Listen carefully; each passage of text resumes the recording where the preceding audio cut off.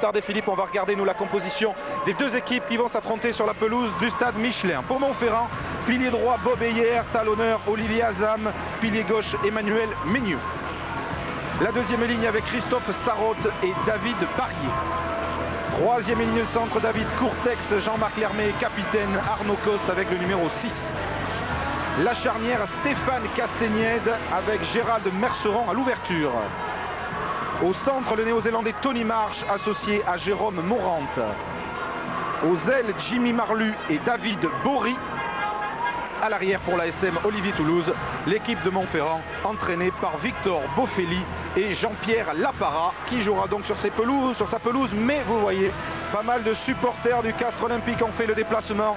L'équipe du CO, la voici avec Thierry Laforgue, pilier droit, Christian Batut au talonnage, Laurent Toussaint, pilier gauche. La deuxième ligne avec l'international irlandais Jérémy Davidson et Thierry Bourdet. Troisième ligne centre et capitaine Nicolas Allinger, Ismaïlia Lassissi numéro 7, José Dias numéro 6. La charnière Alexandre Albouy et le grand retour de Thomas Castagnède remis de sa blessure. Trois quarts centre Denis Bédé, Eric Artiguste. Aux ailes le puissant Olivier Saramea, le rapide Philippe Garrigue. À l'arrière, Hugo Mola pour le Castres Olympique entraîné par Alain Gaillard, ancien entraîneur de Montferrand, et Francis Ruy. Et avant que les deux équipes ne sortent du vestiaire, on a le temps de vous montrer sans doute la motivation qu'a apporté Alain Gaillard à ses avants il y a quelques minutes au centre de la pelouse. Je veux qu'on me respecte quand je sors ici. Je suis ce que je suis. Je suis peut-être un connard. Mais ce que je le fais à fond. Je vous demande que ça, hein? Non, ça je veux pas. Je veux que tu t'y mettes. Ne craque pas, non, non, c'est pas ça que je veux. C'est pas ça que je veux. Vous laissez comprendre ce que je veux. Eh, vous l'aurez. Moi, si on meurt, je veux mourir avec vous, hein? Moi, j'ai les couilles pour mourir avec vous, hein? Moi, je vous le dis, hein? Moi, je peux mourir avec vous, hein? Eh, je vous connais pas, hein? Il y a des vieux là, c'est pas une question de vieux de jeunes. Mais moi, je peux mourir avec n'importe qui ici. Avec n'importe qui. Les joueurs peut-être pas, mais moi, oui. Hein? Il est fort Philippe Alain Gaillard pour remonter ses troupes. Il est très très fort, c'est beau ces messages qu'il fait passer. C'est vrai que la technique est importante dans le milieu du rugby, le physique aussi, mais le mental c'est capital. Et donc pour cela, Alain Gaillard est très très fort. On l'a vu sur ces images-là. Il faut être complètement à l'intérieur pour bien comprendre, vivre avec l'équipe tout au long de l'année, savoir ce qui s'est passé aussi cette année, mais par le passé, puisqu'Alain Gaillard était l'entraîneur de Montferrand l'an dernier. Exactement, justement, Laurent Dom qui réalise ce match pour nous aujourd'hui va vous montrer une image de l'échauffement montferrandais, une forte image. Olivier Merle, qui vous le savez est blessé et forfait à cause d'une fracture de fatigue au pied dont il n'a pas complètement récupéré, qui a tenu à assister à la préparation, à la concentration des avants montferrandais. Soudés eux, derrière Jean-Marc Lermé, leur capitaine, leur ancien capitaine qu'il est redevenu. Et c'est symbolique parce qu'il joue aujourd'hui son dernier match de championnat sur la pelouse de Marcel Michelin. On vous laisse suivre en ambiance le couloir et la sortie des équipes.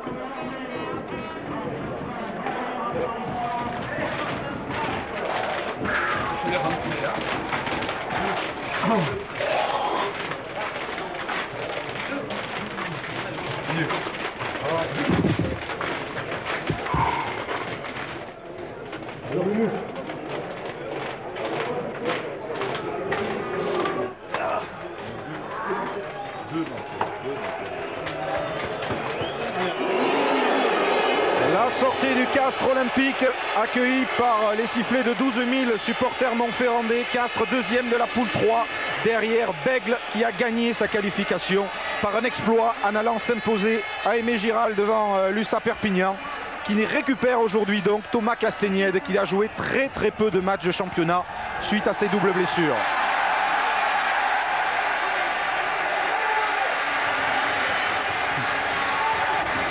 Et l'ASM derrière Emmanuel Meigneux, rageur. Philippe, on sait que c'est très très dur de venir s'imposer à Michelin. Ah oui, l'AS Montferrand a été vraiment très très fort tout au long de la saison. Ici, il existe une ambiance terrible à chaque fois. Tout est joué avec beaucoup de respect et de générosité. Et aujourd'hui, pour le dernier match de Jean-Marc Lermé, je pense que tous ses coéquipiers vont faire le maximum pour lui apporter une dernière victoire au stade Marcel Michelin.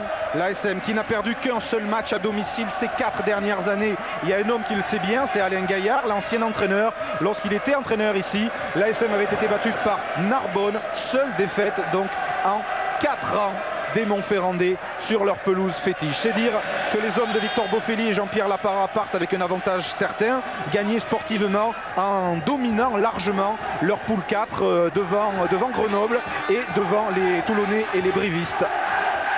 La tâche des Castrés sera donc bien ardue, mais on a vu avec beaucoup de talent leurs lignes arrières revenir très fort ces derniers temps.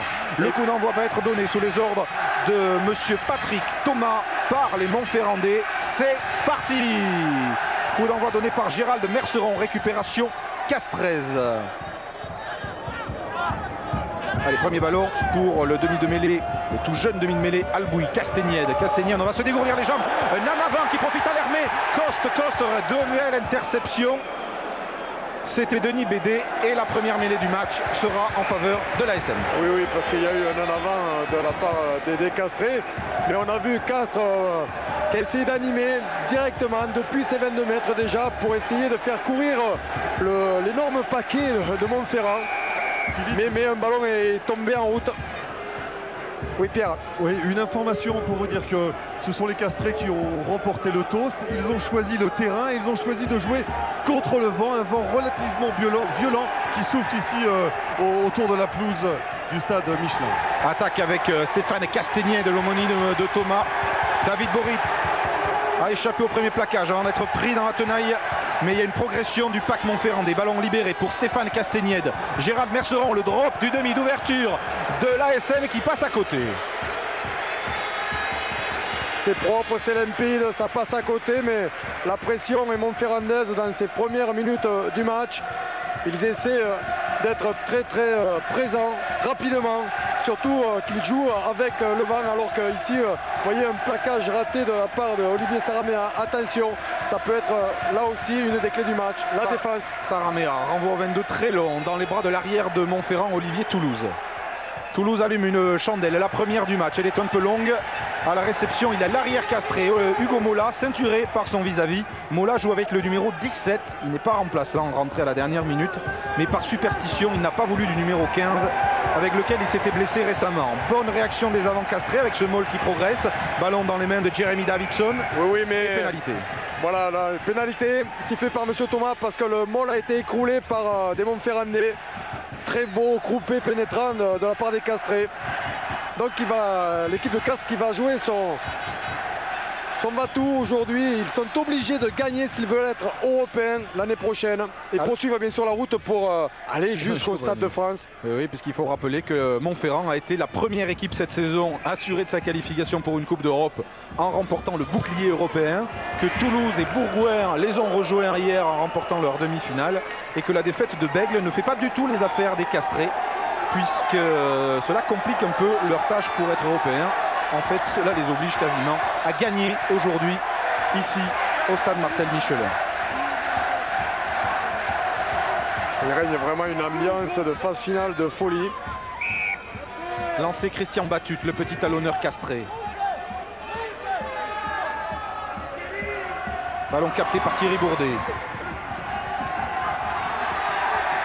Bien, le Moll castré qui avance, qui progresse avant d'aller au sol et de libérer son ballon pour Albouy. Castagnède passe sauter un peu basse, qui finit par être récupéré par Garrigue, qui s'en sort pas mal. Garrigue, et Philippe Garrigue va aller marquer le premier essai du match sur un lancement de jeu raté. Approximatif. C'est étonnant, Philippe. Ah oui, c'est étonnant de voir ce début de match avec des petites erreurs, mais bien récupéré tout de même parce qu'il n'y avait pas d'en avant. Le ballon était tombé uniquement. Mais c'est Castres qui anime rapidement par Thomas Castagnède qui envoie un long ballon pour son centre qui est un peu bas. Mais ici le 3 carrel, Philippe Garrigue l'a bien récupéré. Il a pu par un raffut s'échapper du plaquage de Morante pour aller jusque derrière la ligne de but de Montferrand. C'est un coup dur pour Montferrand. Bon, bien sûr, le match n'est pas terminé, on joue les premières minutes de jeu. Mais très bon début de la part de Castres. certainement très bien motivé par Alain Gaillard et Francis Ruy. Oui, oui, alors, première occasion de transformation de Thomas Castagnette qui va buter aujourd'hui côté droit. Saramea se changeant du côté gauche. Ça part et ça passe entre les barres. Le Castres olympique, même ici à Montferrand, 7-0. Contre le vent aussi, ça peut dans le deuxième acte compter la fatigue physique, surtout s'il y a beaucoup de rythme comme on le voit. Là, il y a pas mal de rythme avec beaucoup d'engagement et Bien surtout joué. de la vitesse d'exécution. Philippe Garrigue, l'un des vieux briscards de cette équipe de Castres qui avait été éliminé en quart de finale l'an passé par Perpignan en match aller-retour. Tout comme Montferrand, de justesse, les Montferrandais avaient perdu face au Stade Toulousain, au même stade, en quart de finale.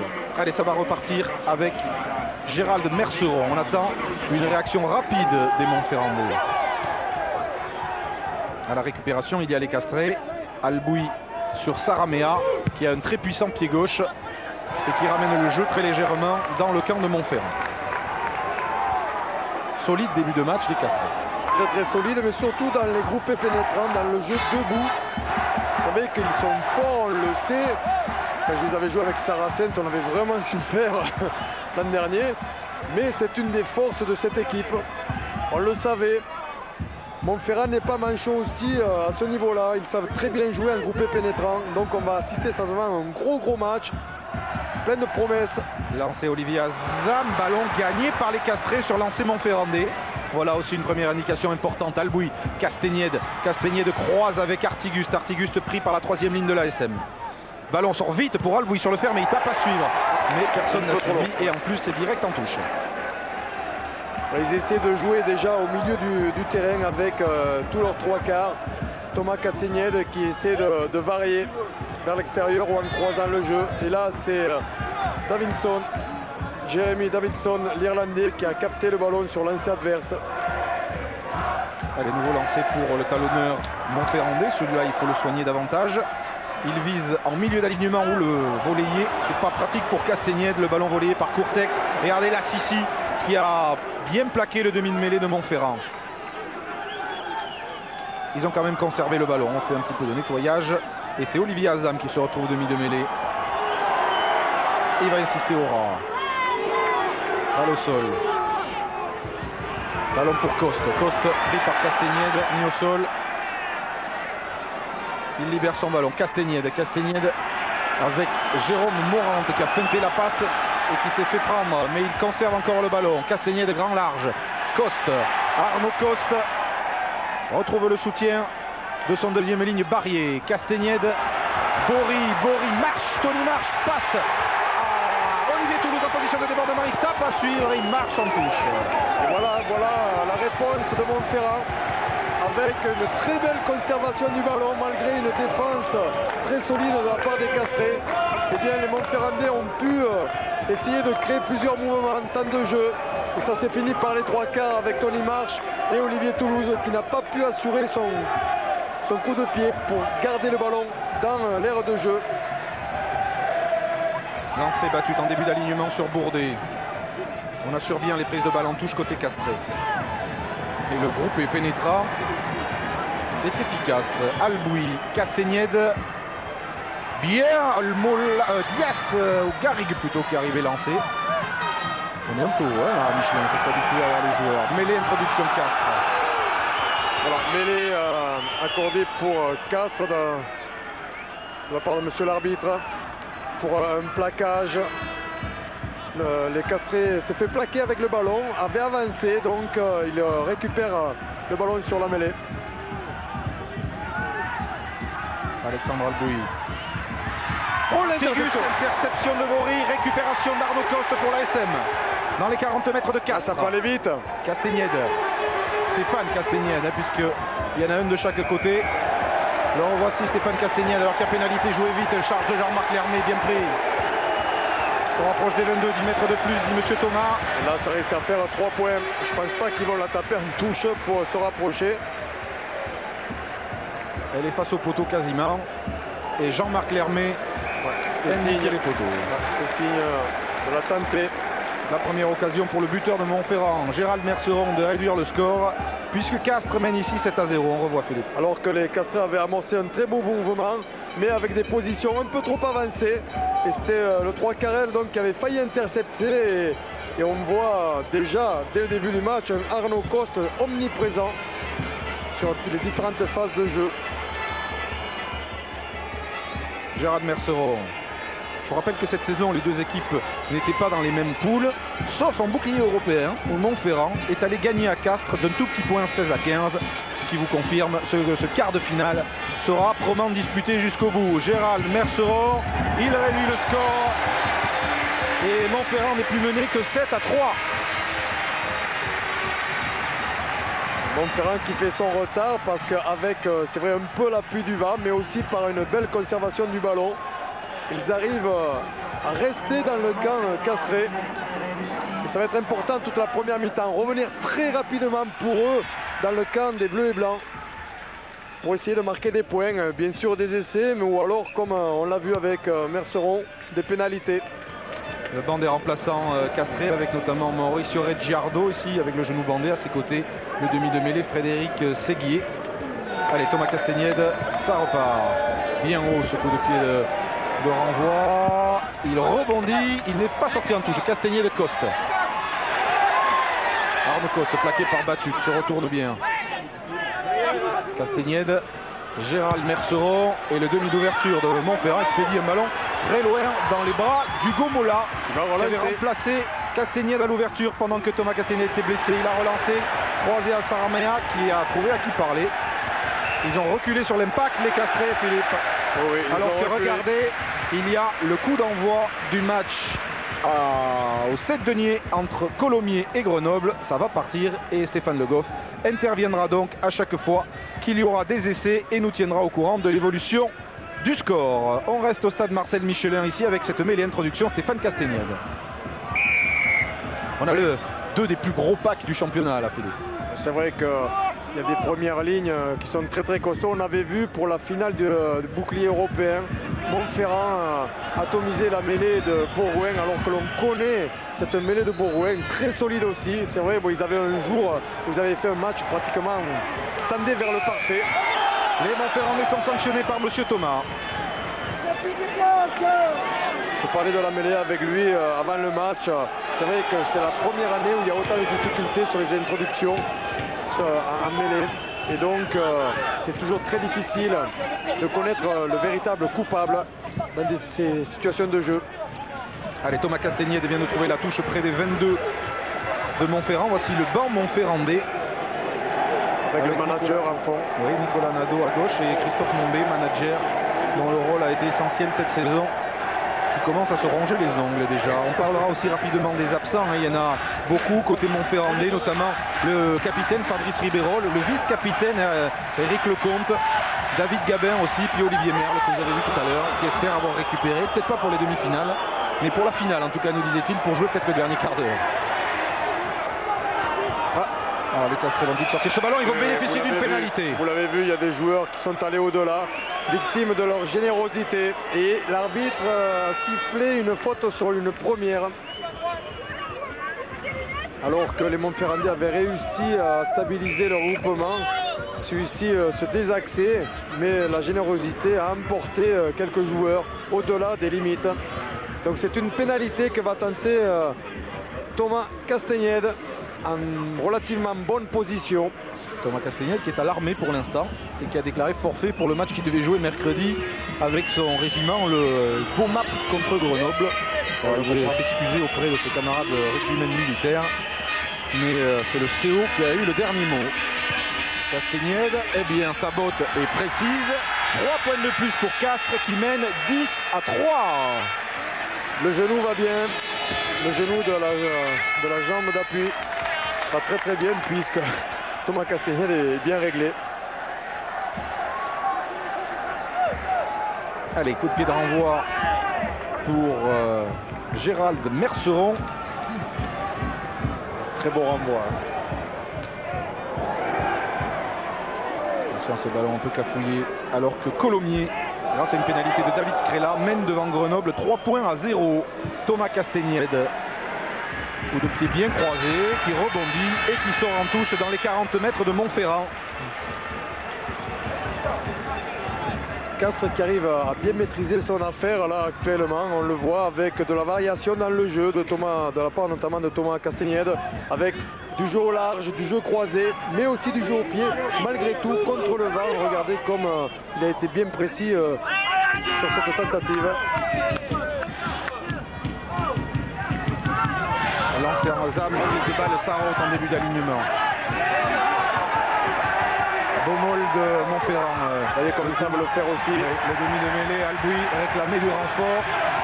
Au troisième ligne qui s'était détaché. Castagnède.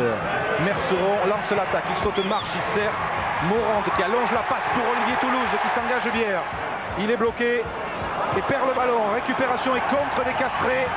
Castagnède, Stéphane est en couverture et sort en touche. C'est une très belle phase de la part des Montferrandais. Attention à ne pas perdre trop de ballons, comme avait pu le faire hier un petit peu Bègle, qui a essayé de tenter mais qui a perdu trop de ballons pour essayer d'être vraiment dans le match jusqu'au bout. Stéphane Castagnède et Thomas Castagnède, aucun lien de parenté. Ils sont tous deux landais, montois même. Stéphane Castagnède a joué à Dax puis à Marmande. Thomas Castagnède a démarré au Stade Montois avant de partir au Stade Toulousain, puis de rejoindre Castres. Il y a une douzaine de Castagnède dans l'annuaire de Mont-de-Marsan. Nicolas Allinger en avant. Sur la remise à l'intérieur de la part de Albuy, ce ballon a été donné légèrement devant. Les Montferrandais qui, pour échapper à la pression populaire, se sont mis au vert hier soir dans la montagne à 25 km de Montferrand. Pénalité cette fois, c'est la première ligne castraise qui est sanctionnée par Patrick Thomas. Assisté aujourd'hui de messieurs Vives et Pruvot. Et à l'instant même, Alain Gaillard a reproché à Thomas Castagnède de ne pas avoir tapé comme tout à l'heure ce ballon pour renvoyer le jeu dans le camp montferrandais. Oui, parce que pour l'instant ils font une bonne opération, ils sont contre le vent, ils mènent de 7 points. Et là Gérald Merceron, précisément avec l'appui de ce vent qui souffle en sa faveur, va essayer de réduire le score. Il va y avoir tout au long de l'après-midi une belle explication en mêlée. Gérald Merceron, pour l'instant, le troisième réalisateur du championnat, derrière Diego Dominguez et le Toulonnais Warren Burton, qu'il risque de dépasser cet après-midi.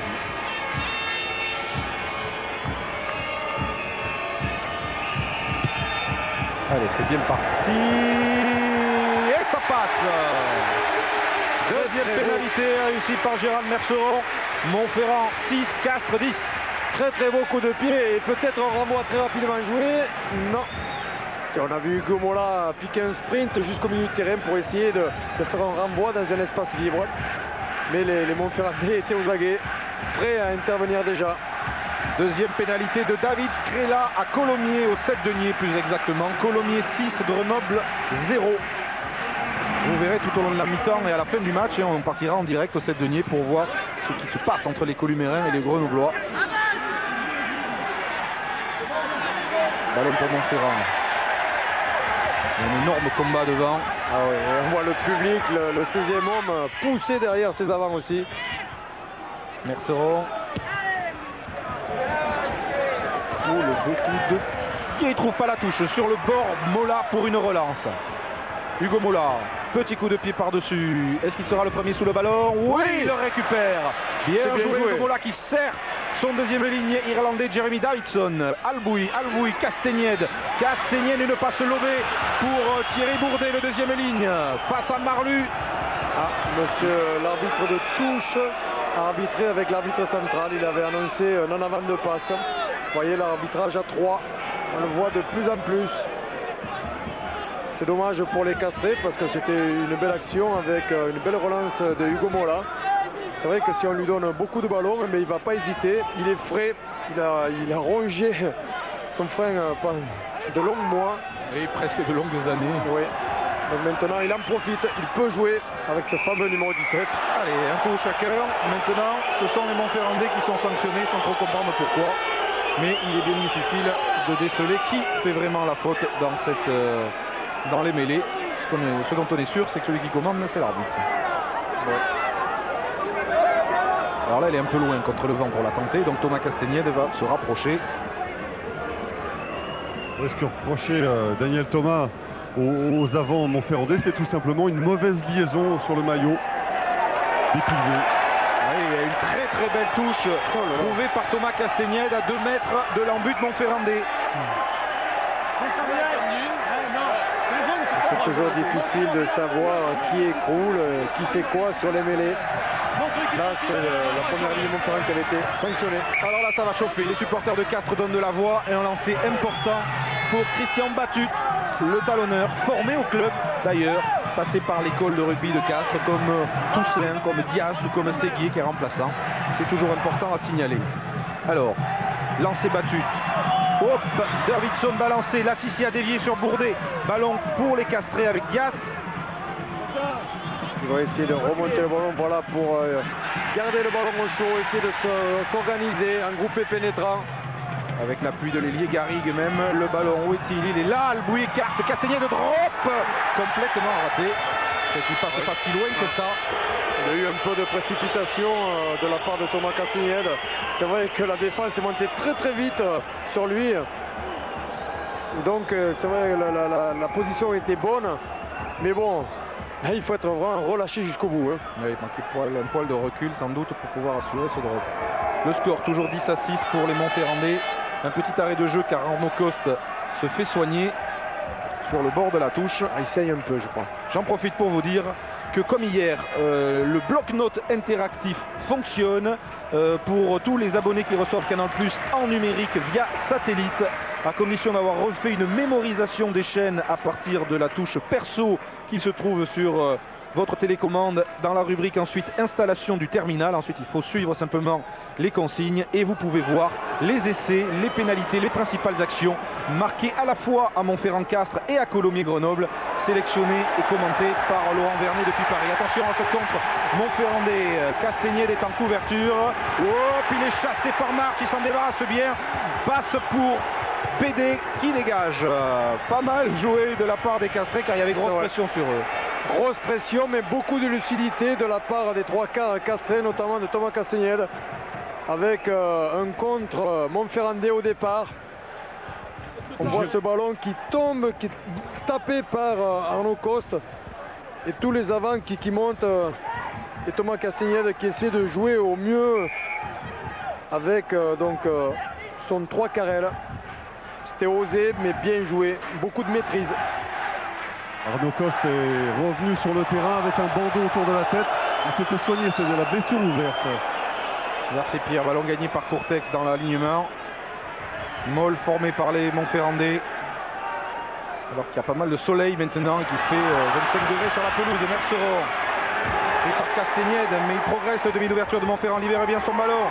Morante pris par BD, bien plaqué. Qui va gagner le ballon? Il est conservé par les Montferrandais avec Castagnède qui fait rebondir l'action. Oh, il y a du monde à l'extérieur.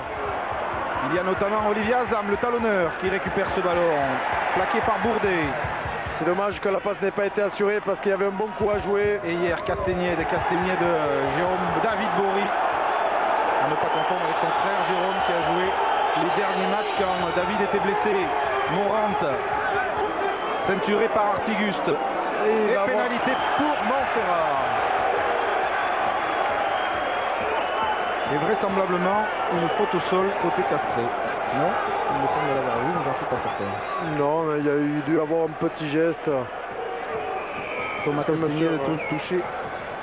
Parce que monsieur l'arbitre a donné une petite recommandation contre un joueur castré. Ouais, mais il a donné aussi un avertissement pour faute au sol.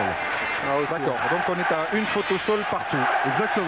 Voilà, bien comptabilisé, parce que parfois c'est pas toujours très visible.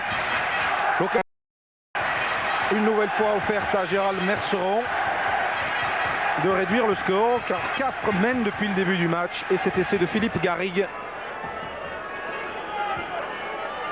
C'est vrai que Montferrand n'a pas réussi à marquer encore un essai. Ça veut dire la performance aussi de la défense castraise jusqu'au bout, qui est obligée par moment de faire quelques fautes parce que Montferrand porte bien le ballon. On voit un match avec une belle qualité de jeu.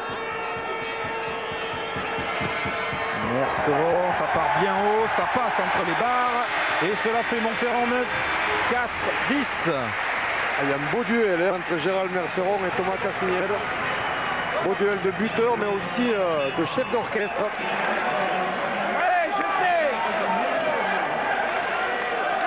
Victor Boffelli qui était directeur sportif à l'époque où Alain Gaillard entraînait avec le même co-entraîneur d'ailleurs, Jean-Pierre Lapara. Les hommes qui ont gardé d'excellentes relations. Ils sont salués longuement. Et interrompus brièvement pendant 80 minutes. Thomas Castagnède. Oui, ballon dévié dans le camp castré par Jeremy Davidson dans les bras de son talonneur Christian Batut. C'est dommage, le ballon s'est écroulé. Alboui, oui, pris par Olivier Azam, n'a pas pu assurer sa passe, mais Thomas Castagnède l'a récupéré quand même avant d'être expédié au sol par le talonneur de Montferrand. En avant et mêlé ASM. Il y a un peu de furia. Mais ce sont les phases finales. Tout le monde donne tout ce qu'il a dans le ventre pour avancer en permanence. Et on voit ici Thomas Castagnède qui avait récupéré le ballon acrobatiquement. Eh bien, se faire plaquer par plusieurs Montferrandais. Départ de Courtex qui s'arrache, qui transperce le premier rideau. Oui, qui s'était bien tourné. Qui attend le soutien, le voilà, le soutien. Non, le ballon a été pris par Garrigue. Récupération du ballon par les Castrés. Belle défense des Bleus et Blancs qui devrait pouvoir se dégager avec ce ballon. Calboui va expédier à Castagnède. Castagnède pour Mola. L'angle était plus fermé et la touche plus courte. Un peu de panique côté Castré, mais c'est dû à une très grosse pression depuis quelques minutes de tous les joueurs de Montferrand. Alors que sur cette sortie de mêlée, on voit Courtex faire un superbe rush. C'était tourné, mais le soutien était légèrement en retard. Et là, le 3 Carrel avait réussi à récupérer le ballon. Courtex qui a remplacé donc Éric Lecomte avec beaucoup d'efficacité, ce qui prouve la cohésion du groupe montferrandais qui a perdu beaucoup de joueurs importants, mais c'est un effectif qui a très peu évolué, qui n'a pratiquement pas changé à part l'arrivée par exemple du néo-zélandais Tony Marsh, et le seul homme en fait que Montferrand avait perdu, c'était l'entraîneur Alain Gaillard. Merceron a été bien plaqué par ce troisième ligne infatigable qui est José Dias. Ballon toujours Montferrandais. Castagnède choisit de jouer au pied dans le dos de Garrigue et le demi de mêlée ne trouve pas la touche. Pour quelques centimètres, ce ballon est sorti en touche de but. Il y aura renvoi au 22 ou plutôt on va revenir à une faute initiale. Voilà. Non, mais ça va être une mêlée à l'endroit où le ballon a été tapé parce que le ballon est sorti en ballon mort. Exact. Alors que c'était un coup de pied judicieux, très bien tapé, rasant. Mais à quelques centimètres près, il pénalise finalement son équipe. Mais en rugby, il faut tenter, il faut oser. C'est comme ça qu'on va de l'avant. Ouais, parce qu'il a failli bien trouver une bien belle touche. Au 7 deniers, Grenoble a réduit le score. Colomiers ne mène plus que 6-3. C'est une pénalité. Départ de Nicolas Allinger. Bourdet, lui aussi l'un des vieux guerriers du Castres Olympique. Castagnède, il y a peut-être un petit coup à jouer. Il joue par-dessus. Sprint de Garrigue et de BD. Toulouse le contre. Castagnède a failli récupérer. Garrigue a été planté quasiment sans le ballon. Récupération montferrandaise. Un peu de pagaille et finalement une mêlée avec introduction Castres. Ils ont eu chaud là. Ils ont eu chaud et puis c'était un peu surprenant de voir ce rebond revenir vers l'arrière et Olivier Toulouse qui a été lobé par ce ballon bondissant. Et donc c'est Thomas Castagnède qui avait failli le récupérer. Il y avait même beaucoup de joueurs castrés. Tout le monde est un peu surpris par ce fameux rebond. David Courtex se fait soigner.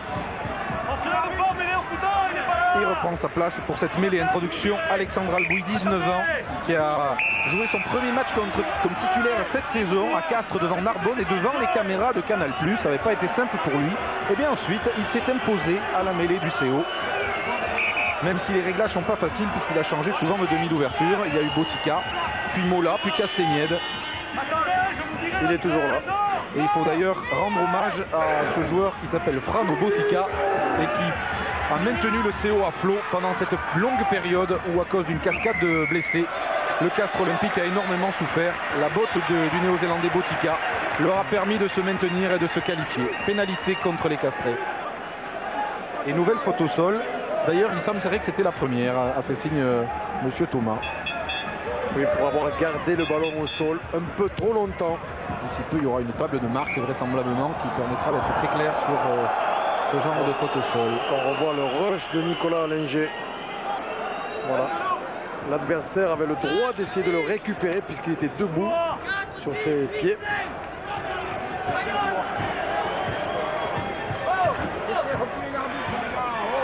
Allez 4, 6, 8, 5, Bayonne. Azam cherche et trouve David Barrier, remis depuis peu d'une blessure et qui a pu tenir sa place quand même aujourd'hui. Stéphane Castagnède, Merceron marche, Tony marche, pris haut par Thomas Castagnède. Ballon toujours Montferrand, des Marlu le ressort. Coste, pris par Dias. Terrible, troisième ligne, Castrez. Le ballon qui tarde à sortir et tous les joueurs qui venaient en soutien sont retrouvés devant le porteur du ballon. C'est pour ça que Stéphane Castagnède avait attendu un petit peu. L'Hermé, on insiste au rail dans l'axe. Barrier maintenant. Sur les 40 mètres dans le camp de Montferrand. Petit côté Castagnède. C'est bien joué de Morant. Morant est passé peu avant le soutien de Marlu. Il accélère. Jérôme Morant qui sprint. Il ne va pas être repris. Il va aller marquer un essai magnifique. Dès l'ancien 3/4 centre de Colomiers. Jérôme Morant qui marque un essai absolument splendide. Que le 3/4 centre qui est à mes côtés a dû apprécier. Que c'est beau. Il y avait un trou de souris. Il l'a pris. Il a pris le trou de souris. Regardez, hop, un petit crochet extérieur inter, un autre inter. Ensuite, il feinte de jouer au pied, il prend un petit crochet extérieur et là, il accélère. Et pour prendre Hugo Mola de vitesse, c'est qu'il a des ressources. Jérôme Morant, on le voit, un petit crochet extérieur inter, puis inter. Il regarde, il ne voit pas de soutien à l'extérieur-intérieur. Il fait un petit semblant de jouer au pied. Accélération à l'extérieur ensuite et là il ne voit plus que la ligne, il va aller jusque derrière pour aplatir. Il est parti de loin, c'est le cas de dire, il revient de loin. Jérôme Morant, sérieusement blessé l'an dernier au point de créer une paralysie, 7 mois sans jouer. On lui disait même qu'il allait falloir qu'il abandonne le rugby. Et bien à force de courage il est revenu, il s'est même fait une place de titulaire au centre, profitant des blessures de Ribeyrol ou d'Azema. On attend, on craint beaucoup Tony Marsh, le néo-zélandais était puissant. Et bien c'est lui, rapide, pas très physique, mais vous avez vu sa vivacité, qui a le premier trouvé la faille dans la défense de Castres. Tentative de transformation de Merceron, elle est difficile avec le vent, elle est ramenée, non, elle ne passe pas, mais pour la première fois dans ce match, Montferrand mène au score 14-10. Eric, Oui, Pierre. je suis à côté de Jean-Pierre Lapara. Jean-Pierre, on a vraiment l'impression que cet essai illustre le fait que Montferrand a trouvé le bon rythme dans ce match, j'ai l'impression.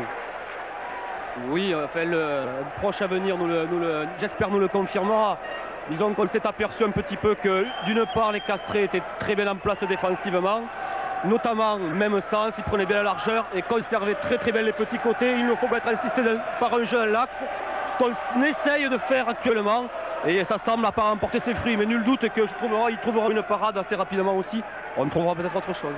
Merci Jean-Pierre. Dégagement de Merceron, Montferrand mène 14-10. Hugo Mola dans ses 22. Va-t-il relancer ou taper? Il choisit de taper en touche, ce qui me donne l'occasion de vous dire qu'au 7-denier, avec une pénalité de plus, Colomiers mène 9 points à 3 face à Grenoble. Toujours pas d'essai dans ce match, sinon bien évidemment Stéphane Le Goff serait intervenu. Il reste encore 8 minutes dans le temps réglementaire ici, dans cette première période. Hugo Mola qui, contre le vent, a donné un coup de pied vraiment très précis.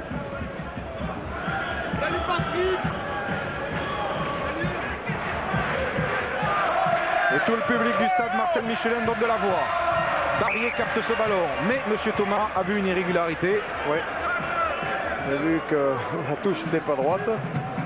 Mêlée pour les Castrés sur la ligne des 15 mètres. Les Castrés, champion de France 93, finaliste en 95, alors que vous connaissez l'histoire de Montferrand. 5 finales et jamais champion.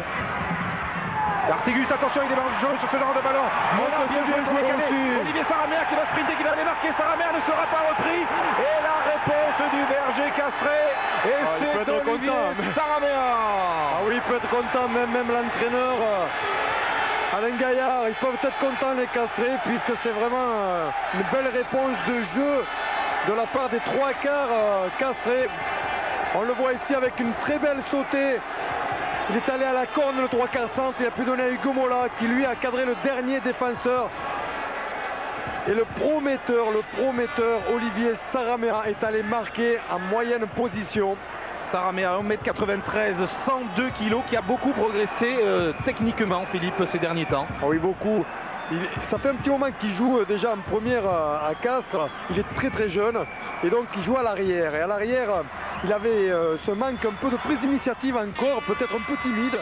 Et depuis qu'il est passé à l'aile, eh bien il s'exprime, on le voit. C'est un grand finisseur. Il peut être un créateur aussi puisqu'il est costaud, on le voit.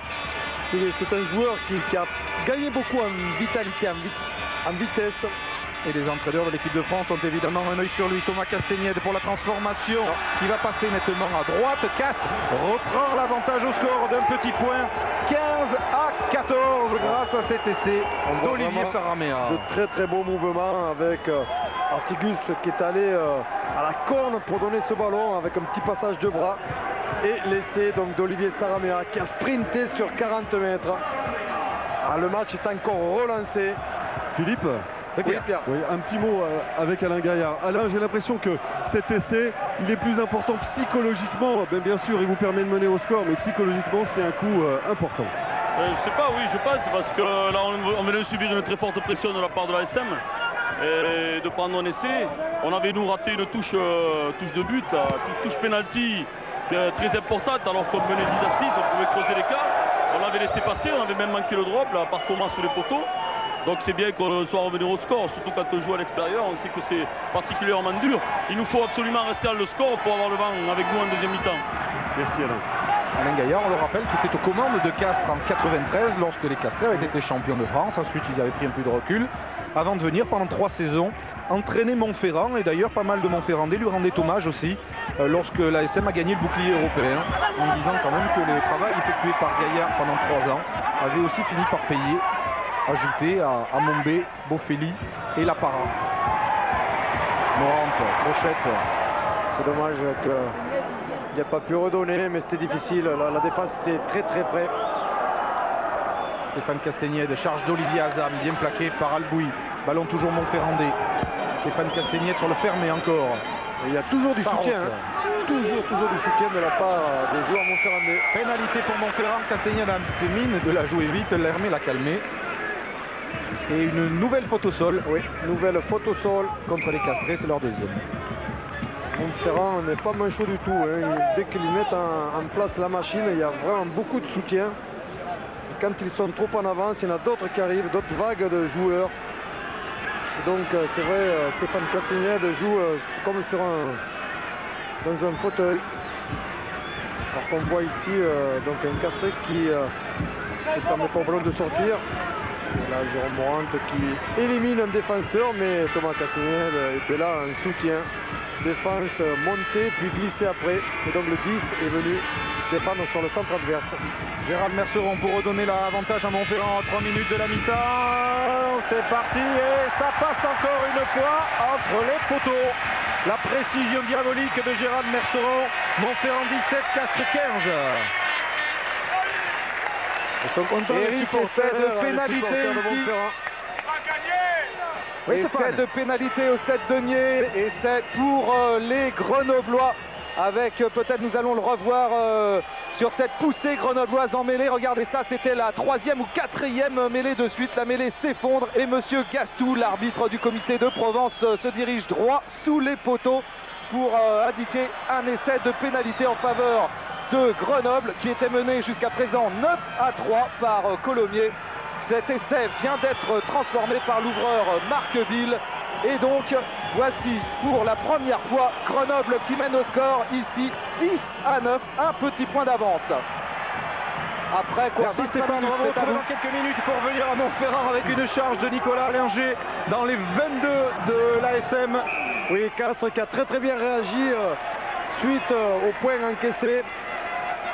Et c'est Thomas Castagnède qui joue avec Nicolas Allinger à son extérieur. Il arrive à percuter. Mais les défenses sont vraiment très solides. Il y a beaucoup de monde qui revient à chaque fois. Vous vous rendez compte les scores de ces quarts de finale? Bon, Toulouse a nettement gagné hier. C'était très serré entre Bègles et Bourgoin. Là, Montferrand mène devant Castres 17-15. Et Grenoble mène au 7 denier face à Colomiers 10-9.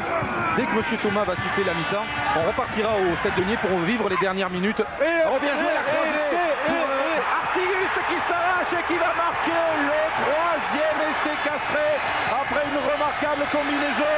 Et Artiguste au pied des poteaux. Oui, ils sont contents, on les voit les trois quarts, mais aussi les avants, ils sont tous allés se féliciter un petit peu de l'action qui avait été menée. Je vous disais, on le voit ici, une fausse croisée et on remet à l'intérieur les côtés fermés. Eric Artiguste vient en hauteur de son ailier pour aller aplatir derrière les poteaux. On la voit assez souvent cette combinaison, elle marche encore. Ici avec Philippe Garrigue qui remet très bien à Eric Artiguste, qui n'a pu être repris par la défense de Montferrand. On les attendait les trois quarts de Castres, Philippe, aujourd'hui. Oui, on les attendait. Bon, c'est vrai qu'il y a eu beaucoup de blessures et transformations de Thomas Castagnède derrière. Il y a eu beaucoup de blessures tout au long de la saison. Aujourd'hui, ils ont leur équipe pratiquement idéale. Donc ici au stade Michelin.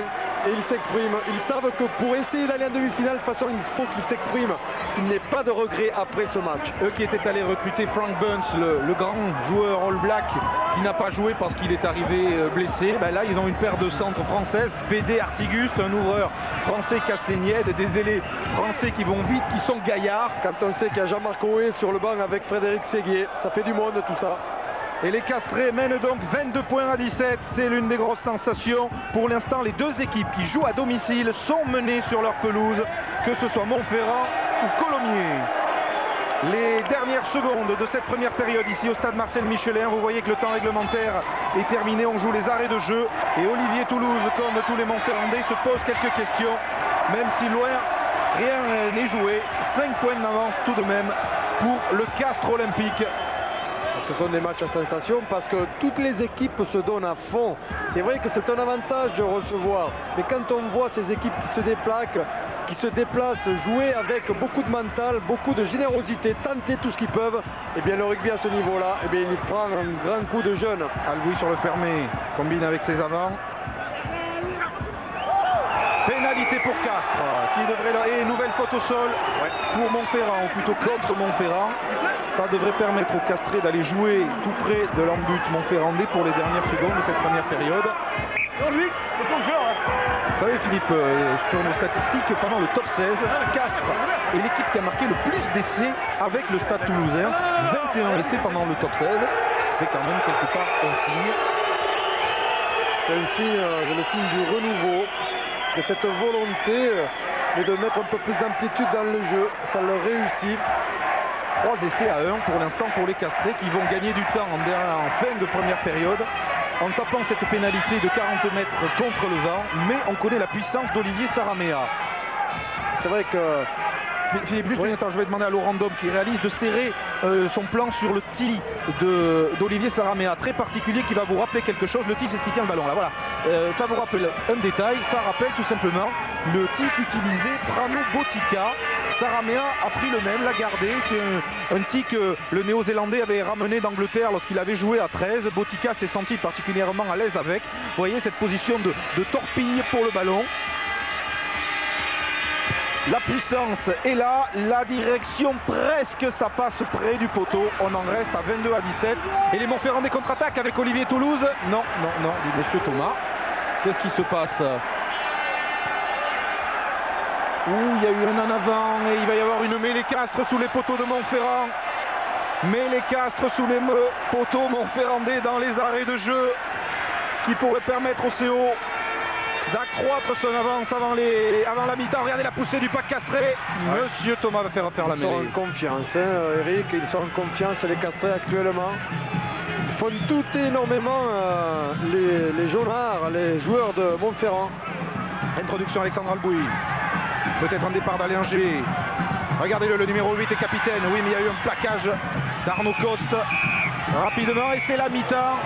Sifflé par monsieur Thomas sur ce score. Oui, il n'est pas content, Alain Gaillard. Il aurait aimé qu'il y ait une minute de jeu en plus. Il y en avait déjà 3. Il aurait préféré que ça joue un petit peu plus, qu'on n'interrompe pas la phase de jeu alors que les Castrés étaient en si bonne position. Le score 22-17. Rapidement, une réaction avec Pierre Buet avant que l'on aille au 7 deniers pour suivre les dernières minutes de la première période entre les Columérins et les Grenoblois. Pierre. Oui, avec Thomas Castagnède. Thomas, on a senti votre équipe en grande confiance. Malgré la domination montferrandaise au score, parfois vous êtes toujours revenu et toujours marqué. C'est formidable dans une première période qui était jouée contre le vent. Ouais, mais on essaye de jouer simple et de construire de belles choses. Donc voilà, et aujourd'hui on a la chance que ça marche. On se trouve bien sur le terrain et je crois qu'il ne tente rien n'a rien. Donc aujourd'hui on prend des initiatives et ça paye, tant mieux. Ça va, on a connu une saison tellement difficile qu'on n'est pas mécontent qu'aujourd'hui ça marche. Bon, et la santé, le physique, tout va bien? Ça va, mais le match n'est pas fini. Merci beaucoup Thomas. Merci Thomas Castagnède. 3 essais pour les Castrés contre 1 pour Montferrand. Castres mène 22-17. 22-17 pour Castres ici à Montferrand. Castres mène à Montferrand, Grenoble mène à Colomiers. C'est peut-être la grande journée des surprises comme il y en a souvent, Philippe, dans le championnat. On peut rappeler le Racing en 90, Toulon en 92 et tas d'autres et des tas d'autres. C'est vrai, c'est vrai. Ceux qui ont eu beaucoup de difficultés pendant toute la saison, qui ont eu des blessés, etc., bon, qui sont retrouvés aux portes de la deuxième division ou du groupe A2, bien, ont réussi bien souvent à chambouler un petit peu le comportement des phases finales et à être être champion de France. Il y a toujours une surprise. Eh bien c'est parti pour cette deuxième mi-temps, 40 minutes. On connaîtra un ballon tombé. Un demi-finaliste de plus avec une mêlée introduction Castres. Dans les 22 de Montferrand, les Castrés poussés par le vent peuvent très bien démarrer cette deuxième mi-temps. C'est par le vent et ça commence mal pour Montferrand. Première percussion, premier ballon qui tombe. Introduction, Alexandre Albouy, poussé, Albouy, c'est pour le drop de Castagnède qui ferait très mal au moral de Montferrand. Il ne passe pas. Petit sursis. Et pourtant, on se rappelle de ce fameux drop contre l'Angleterre au Parc des Princes. Et ça ne doit pas passer bien. Oh là là, ouais. Il a frôlé le poteau. Allez, on attend mieux de Montferrand. On est resté sur cette fabuleuse impression laissée par les Montferrandais, à la fois en finale du bouclier européen contre Bourgoin, mais aussi il y a quelques semaines ici même contre Brive lorsqu'ils avaient battu, victoire historique pour eux, 60-31, leurs vieux rivaux brivistes. C'est pour cela qu'on en faisait des favoris et que d'aucuns pronostiquaient déjà une finale Montferrand-Toulouse. Mais pour l'instant, les Montferrandais sont menés sur leur pelouse. Morant est plaqué par Artiguste tout près de ses 22. Vont-ils conserver le ballon? Pas sûr. Si, oui, il y a grosse bagarre au sol d'ailleurs. Voilà, Castagnède. Petit coup de pied à suivre de Merceron pour lui-même. Il a été gêné. C'est Meigneux qui a poursuivi au pied. Albouy est en couverture. Meigneux qui l'a plaqué et peut-être Montferrand qui risque à récupérer le ballon. Ah non, mais le petit demi-mêlée a réussi un geste technique qui lui a permis de mettre le ballon dans son camp toujours. Castagnède pour Hugo Mola et Mola trouve une petite touche avec un joli coup de pied rasant. C'est la mi-temps au 7 deniers et comme on vous a quitté tout à l'heure avec ce score, Grenoble mène 15 points à 12 sur la pelouse des 7 deniers qui est aujourd'hui la pelouse de Colomiers. Eric, oui, Pierre. Un petit mot avec Victor Boffelli. Victor, il va falloir pour votre équipe maintenant non seulement gérer l'enthousiasme débordant des Castrés, mais aussi gérer le vent qui va être contre vous. Oui, je crois qu'effectivement il y a le vent, mais les Castrés avec le vent contre en première mi-temps, on a vu qu'on peut faire du jeu. L'essentiel c'est qu'on ait maintenant nos conquêtes, qu'on conserve nos ballons surtout et qu'on entreprenne du jeu, beaucoup de jeu dans l'axe. Je crois que c'est à ce prix qu'on reviendra d'abord au score, mais rien n'est fait de toute façon, il reste 40 minutes, donc tout va compter jusqu'à la fin. Merci Victor. Une belle charge d'Olivier Azam, un relais de Jean-Marc Lermé, une nouvelle faute au sol pour Castres, la 3e et une pénalité pour Montferrand. Oui, qui va certainement réduire le score. Encore faut-il la mettre. Axe. On va le voir très proche de son équipe. Dans l'axe, il réclame. Et l'axe, il l'a pris, Olivier Azam. Vous avez vu cette échappée solitaire qui va donner une nouvelle occasion à Gérald Merceron de réduire le score, car il faut bien le dire, Montferrand court après le score depuis le début du match. Avec une superbe charge d'Olivier Azam suite à une combinaison en fond d'alignement. Et il va retrouver son capitaine Jean-Marc Lermé, lui qui joue son dernier match au stade Marcel Michelin, une grande figure de l'ASM.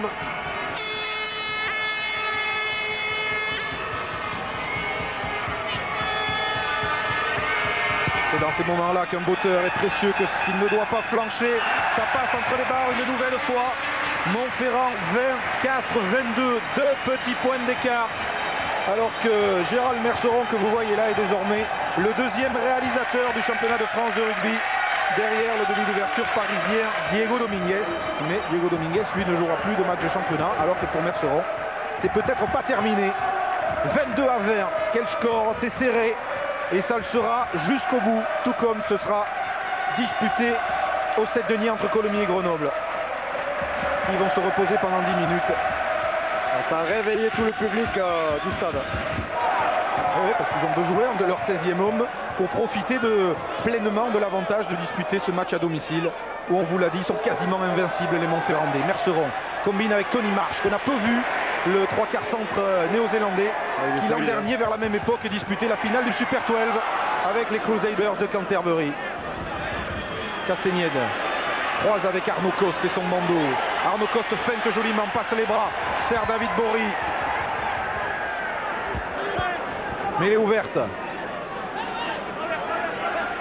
Castagnède file tout, il a failli se faufiler. Ouais. Lui qui a pris une nouvelle dimension depuis une finale du bouclier européen très réussie. Thomas Castagnède, l'autre, souffre du mollet, du mollet droit. Alors on peut considérer que les castrés sont à 14 puisque Thomas Castagnède est en train de se faire soigner. Oui, il a pris un coup au tibia précisément. Stéphane Castagnède a ouvert sur Merceron pour la charge d'Azam. Petite maladresse, mais il n'y a pas d'en avant. Si, dit Monsieur Thomas. Ce qui va nous permettre de prendre des nouvelles de Thomas Castagnède. Et il y a un blessé aussi côté Montferrandais.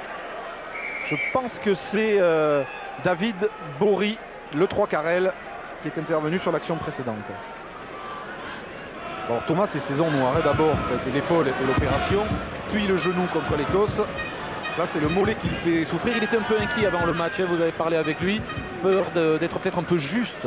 Oui, puisque bon, il rejoue son premier match et de commencer donc pour un match et jouer 80 minutes, voire plus, bon, c'est quand même difficile. Surtout que c'est le printemps, il fait plus chaud, le rythme est plus élevé. Et donc il a dû beaucoup s'entraîner, faire de la musculation, de grandes courses. Mais tout de même, un match reste quelque chose de totalement différent. Et c'est pour ça certainement qu'il doit avoir des petites crampes ou souffrir un peu de cet engagement. Pardon Philippe de vous interrompre, mais c'est un coup. C'est un coup, c'est un coup, d'accord. Donc il a repris sa place tout comme David. Tant mieux pour lui. Combinaison autour de la mêlée. Allez, Albouy pour Mola. Mola échappe au plaquage. Tapé à suivre. Sarah a raté à cause du rebond. Et il y a un ballon de contre avec Toulouse. Toulouse pour Bory. Va-t-il pouvoir se retourner pour libérer son ballon? Oui, il y aura mêlée, introduction Montferrand. Monsieur l'arbitre a sifflé très rapidement, comme l'exige la règle. Et donc sur ce plaquage, les Montferrandais ayant progressé, ils vont récupérer le ballon sur la mêlée. David Bory, c'est l'épaule gauche qui le fait souffrir et il a repris un coup à l'instant même. Oui, on le voit un petit peu. Hein. On profite pour vous rappeler que vous pouvez donner une note au match. 36-15, code CPLUS, Coste. Belle combinaison autour de la mêlée. Castagnède de Merceron. Merceron marche, Tony Marsh. Tony Marsh, accroché par Castagnède, a trouvé le soutien de Merceron, son demi d'ouverture. Il n'est pas libéré vite. C'est dommage parce que le mouvement était bien enclenché tout à l'heure et là il faut réorganiser un mouvement derrière, essayer d'avancer pour que le ballon puisse se déplacer plus rapidement afin de déstabiliser la défense qui reste organisée. Ils ont raison d'insister au ras parce que toute la défense de Castres est en ligne. C'est l'axe que Victor Bofelli et mêlé Montferrand. C'est quelquefois peut-être un peu moins spectaculaire que toutes ces grandes attaques, mais en rugby il y a du combat, du jeu dans l'axe, du jeu latéral, et là il faut se servir de toutes les forces et bien sûr s'adapter aux défenses adverses. Une place en demi-finale du championnat de France en jeu pour Castres, à la fois une demi-finale et une qualification pour la Coupe d'Europe. Leur dernière demi-finale pour Montferrand, c'était en 97, perdu à Béziers contre Bourgoin. Castres, la dernière demi-finale en 95, ils étaient allés en finale du championnat au Parc pour être battus par le Stade Toulousain. Introduction Castagnède. Cortex Castagnède allonge, ça passe pour Morant. Jérôme Morant. Toulouse, il est à l'extérieur, Bory. Castagnède revient et pousse l'ailier Montferrandais en touche. Oui, il est allé en touche sur le plaquage d'une demi-ouverture de Castres. Mais c'est un très beau mouvement suite à la mêlée avec une superbe sautée du demi-mêlée pour Morant qui est allé chercher la défense au maximum, puis donner le ballon à Olivier Toulouse qui va cadrer le dernier défenseur pour David Bory. Mais c'est tous les Castrés qui sont généreux sur cette action-là, qui reviennent en deuxième voire troisième rideau. 2 points d'avance pour le Castres Olympique, dont les supporters donnent de la voix pour essayer de contrer ceux de Montferrand. Alors, ils ont du mal à s'entendre, à se comprendre pour annoncer les combinaisons. Lancé, battu. Ballon gagné par l'Hermé sur le lancer castré. C'est une belle balle d'attaque pour les Montferrandais. Castagnède demande à sa 3e ligne et même à ses piliers étalonneurs de se positionner avec les attaquants. Castagnède en combine mal, le ballon est perdu, il n'y a pas d'en avant. Récupéré par Morant, accroché par Artiguste. Les Montferrandais sont hors des 22 de Castres maintenant. Ils ont reculé mais ils ont conservé le ballon. On va repartir dans l'axe avec les avants. Castagnède, l'Hermé arrivé lancé, passe son ballon à Barrier. Ils sont revenus dans les 22, Castagnède encore. Avec une accélération de Merceron mis au sol, Castagnède. Castagnède, non, n'a pas pu transmettre à Meigneux. Qui n'a pas pu transmettre, ouais. Qui n'a pas pu transmettre. Et monsieur l'arbitre a donné une mêlée pour Montferrand, considérant que sur le plaquage, il y a eu un en avant de la part d'un castré. Et voilà vous avez vu le coup de gueule de Jean-Marc L'Hermé. Car il sait que c'est peut-être le moment de prendre l'avantage au score. Ce score après lequel il court depuis le début du match quasiment. Le voici, départ de Courtex, soutenu par Coste. Et ça continue dans l'axe toujours. Castagnède écarte, Merceron marche, Tony marche retrouve Morant à 5 mètres de la ligne, le ballon est toujours Montferrandais avec Courtex, il peut décaler Bory est plaqué, non. Qu'est-ce qu'il y a essai? Oui, c'est accordé. L'arbitre de touche. C'est accordé car l'arbitre de touche n'a pas branché, on va revoir le ralenti. Essai de David Bory pour Montferrand qui a dû aplatir avant d'être poussé en touche, on va le voir Philippe. Alors qu'on voit ici Thomas Castagnède essayer de plaquer David Bory, qui arrive à marquer, oui, effectivement, juste avant de toucher le poteau de coin. Et donc qui a fait l'effort de rester sur le terrain. L'essai est valable, effectivement, l'arbitre de touche était très bien placé. Le ralenti le confirme. Mais cet essai vient en résultat d'une belle série d'actions de la part des Montferrandais qui ont repris un niveau de jeu supérieur, qui ont fait quelques fautes inhabituelles, mais malgré tout qui ont une très bonne conservation du ballon et donc se crée plein d'occasions. Philippe, on revoit, on va arrêter l'image au moment où David Bory touche. Voilà, il a aucune partie de son corps n'est en touche. Voilà. Au moment où il aplatit, incontestablement l'essai Montferrandais est valable.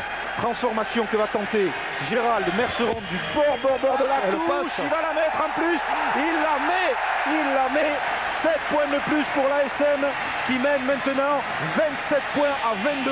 Mais ne vous inquiétez pas, Castres a prouvé qu'il avait les ressources pour revenir aussitôt. Vous en profitez pour voir sur notre petite fenêtre que ça reprend à l'instant au 7 deniers où Grenoble mène de 3 points face à Colomiers. Quel suspense énorme pour connaître l'autre demi-finale du championnat de France de rugby sous l'œil de Serge Blanco, le président de la Ligue, de Jean-Pierre Lutz qui s'occupera la saison prochaine de la Coupe d'Europe de l'ERC, qui doivent prendre autant de plaisir que vous et nous à suivre ces événements de rugby en ce dimanche. Tiens, à propos, résultat du Grand Prix de Formule 1, premier Schumacher, deuxième Irvine, troisième Hakkinen, doublé de Ferrari à Monaco. Et pour l'instant, c'est la déferlante jaune et bleue. Jimmy Marlu, intérieur, il accoste, il est à échapper à Mola. Jimmy Marlu avec Jean-Marc L'Hermé. Jimmy Marlu toujours, L'Hermé était accroché sans le ballon. Et Marlu s'est coupé du soutien avant de le transmettre. Ballon pour les Montferrandais à 5-6 mètres de l'embut castré. Vont-ils enfoncer le clou? Je pense qu'ils ont peut-être perdu le ballon. Oui, ils ont perdu le ballon. Jimmy Marlu qui est allé sur la droite avec un soutien Jean-Marc L'Hermé, mais il avait beaucoup plus de soutien sur la gauche. On va se dégager côté castré. C'est Artiguste qui a tapé directement dans les bras d'Olivier Toulouse. Avec une relance. Ils se sont gênés avec Coste. Et Monsieur Thomas met fin à cette action de folie. Tout le monde est un peu fatigué là, parce que c'est vrai qu'on a vu une superbe action de 80 mètres avec un retour à l'intérieur pour Jimmy Marlu qui voit Arnaud Coste à l'intérieur, mais il décide d'aller à l'extérieur. Et là, Jean-Marc L'Hermé n'a pas pu rester sur ses appuis. Il y a eu une petite gêne à un moment donné entre deux joueurs en soutien. Et là, Arnaud Coste décide de changer. Et Jimmy Marlu, sur le crochet, à un moment donné, s'est retrouvé en position de continuer vers la droite. Et donc, s'est coupé un peu des soutiens. Ils ont failli marquer 2 essais en 2 minutes. Écoutez le public de Montferrand. Et que c'est bien joué de la part des Montferrandais. Ils y croient maintenant, ils ont retrouvé beaucoup de confiance. Et on voit ce que ça donne. Du sang frais du côté castré avec l'entrée de Frédéric Gomard et la sortie de José Diaz. C'est important aussi le soutien du public parce que Montferrand joue devant 12 000 supporters acquis à leur cause. Maintenant, on a vu que les castrés n'ont que 5 petits points de retard. Thomas Castagnède derrière ses 22. Un grand coup de pied du demi d'ouverture de Castres. Énorme Qui coup va de pied. trouver une touche avec l'appui du VAR tout près des 22 de Montferrand. Le mollet va mieux. Hein. Donc, Comme disait Alain Gaillard, si ce match était déroulé sur terrain neutre, on aurait eu énormément de chances de se qualifier. Mais il sait bien, Alain Gaillard, qu'à Michelin, c'est toujours quasi impossible de manœuvrer l'ASN. Mais regardez le c'est score. plus du 50-50. Et les grosses performances des castrés qui ont quand même toujours inscrit un essai de plus que Montferrand, 3-2 pour l'instant. Et il n'y a que 5 points d'écart au score. Lancé Olivier Azam. Rien n'est fait pour le spectacle. Oui, ça c'est réussi, on est gâté. Sarraute en début d'alignement. Dans l'ombre de la grande tribune. Castagnède, Merceron. Coup de pied qui vise à maintenir le ballon dans l'aire de jeu, dans le dos de Saramea. En plus gêné par le rebond et par la montée rapide de Bory. Saramea expédie lui aussi un missile dans les bras de Stéphane Castagnède. Le petit demi de mêlée est parti, a transmis à son talonneur Olivier Azam qui se retourne bien, qui redonne à Castagnède. Pris par Batut. Il y a de beaux gestes techniques qui permettent au ballon de vivre en permanence. Vont-ils avoir réussi à conserver le ballon? Ils ont perdu Albouy, joue un côté fermé avec Saramea. Olivier Saramea en puissance va au sol. Son demi de mêlée est là au soutien. Albouy. Bourdet, Lassissi, charge de l'international ivoirien Ismaïlia Lassissi et pénalité pour Castres. C'est vrai, il y avait quelques hors-jeu Montferrandais sur ce mouvement. Et donc, monsieur l'arbitre avait attendu de voir si les castrés pouvaient avancer. Et c'est une pénalité donc accordée que va tenter Olivier Saramea, qui a un coup de pied de mammouth, avec l'appui du VAR en plus. Oui, c'est son côté. Au 7 demier, toujours 15-12 pour Grenoble. Alors qu'on va suivre la tentative de pénalité que va tenter Olivier Saramea, qui était ici en position de débordement. Regardez ce raffut. C'est un beau poulet qui risque d'arriver jusque dans le groupe France. Pourquoi pas un petit départ en tournée. Oui, une tournée essentielle cet été avec match contre le Tonga, les Samoa, la Nouvelle-Zélande. Je crois que Jimmy Marlu aimerait bien partir aussi, lui qui a découvert sa équipe de France l'an dernier. Et on ne manque pas d'ailier de talent en France actuellement. Olivier Saramea. Ça part bien, ça rebondit sur la barre et ça passe. Ça rebondit sur la barre et ça passe. 27 pour Montferrand, 25 pour Castres qui revient à 2 petits points. C'est un match à suspense, vraiment très intéressant à suivre. Je pense que sur le banc, ça va être un petit peu la folie du côté des entraîneurs castrés montferrandais. Et souvent ces petites choses-là font basculer des matchs. Ça ne fait pas passer Castres en tête, mais dans une vingtaine de minutes, quand on fera les comptes, il faudra repenser à ce ballon. Récupération d'Allinger sur le coup de pied de renvoi des Montferrandais. Il y a vraiment beaucoup d'arguments de part et d'autre et c'est agréable, tant mieux pour le spectacle, pour ce grand quart de finale. Et Castagnède a vu qu'il n'y avait personne de ce côté-là. Olivier Toulouse maintenant n'a pas d'autre choix que de dégager et de dévisser malheureusement. Petite touche trouvée à l'extérieur des 22. Olivier Toulouse. Ayant le vent contraire, il a dû forcer un petit peu dans son coup de pied. Il y a du 9 à Colomiers. David Scrella vient d'égaliser sur pénalité. Colomiers 15, Grenoble 15. Et on va peut-être avoir des prolongations aujourd'hui, Philippe, d'un côté ou de l'autre. On va avoir peut-être une cerise sur le gâteau. En cas d'égalité, prolongation 2 fois 15 minutes. Vous saurez tout, vous ne manquerez rien, puisqu'on a des caméras sur les 2 stades, vous inquiétez pas. Il vaudrait mieux finir avant les tirs au but, parce que ça, c'est quand même quelque chose que j'ai connu, qui est assez difficile à supporter. Surtout en finale, n'est-ce pas? Ouais. Alors, prise de balle de Jeremy Davidson, qui a quitté son casque, vraisemblablement à cause de la chaleur. Et il y aura mêlée avec introduction Montferrand. Ouais. Jeremy Davidson, le numéro 5 de Castres, qui était titulaire avec les Lions en Afrique du Sud il y a 2 ans, aux côtés de Martin Johnson, lorsque les Lions étaient allés gagner la série de tests face aux Springboks. Le joueur qui était blessé en début de saison, mais d'énormes talents. Merceron, beaucoup à jouer. Morant, Toulouse. Toulouse poursuit au pied sur l'aile de Bory. Qui sera le premier sur ce ballon? Hugo Mola. Et Hugo Mola va en profiter pour relancer avec Saramea qui choisit de botter. Un gros coup de pied qui va peut-être aller. Oh là là, rebondir juste devant les veines de Jimmy Mar. Lui a fait mine de jouer vite. Non. Touche pour Castres. Touche pour Montferrand, mais bien joué par Castres. Il avait peur d'avoir raté son coup de pied, mais non. Il était judicieux, superbe, alors que l'attaque était une belle attaque. Bon lancement de jeu qui est parti malheureusement un petit peu trop en travers. C'est pour cela qu'elle s'est finie au pied. En 2 occasions, Olivier Saramea vient d'avoir de la réussite. La pénalité sur la barre qui retombe du bon côté. Regardez. Et ce grand coup de pied qui rebondit juste devant la ligne. C'est certainement aussi, Eric, un peu de talent. Oui, un talent évidemment. naissant. Mais ça maintient Castres dans le camp de Montferrand. Les Castrés poussés par le vent. Il reste 20 minutes. Ballon gagné par Jeremy Davidson sur le lancer de Montferrand. Poussé du pack Castré. Castagnède peut-être en position de drop. Le drop de Thomas Castagnède, c'est parti, c'est son 3e de l'après-midi. Et celui-là, il passe entre les poteaux. Bon. Castres reprend l'avantage, 28-27. Un drop de Thomas Castagnède. Regardez, il s'était mis en position, reculé pour avoir le temps de le taper. Il l'a ajusté effectivement. Tout ça parti d'un lancer montferrandais et d'une prise de balle de Davidson. Et Thomas Castagnède quand même qui a inscrit son 6e drop de la saison. Oui, ben, ça fait pratiquement un par match parce que je crois que c'est son 7e match de championnat. Pierre, du coaching.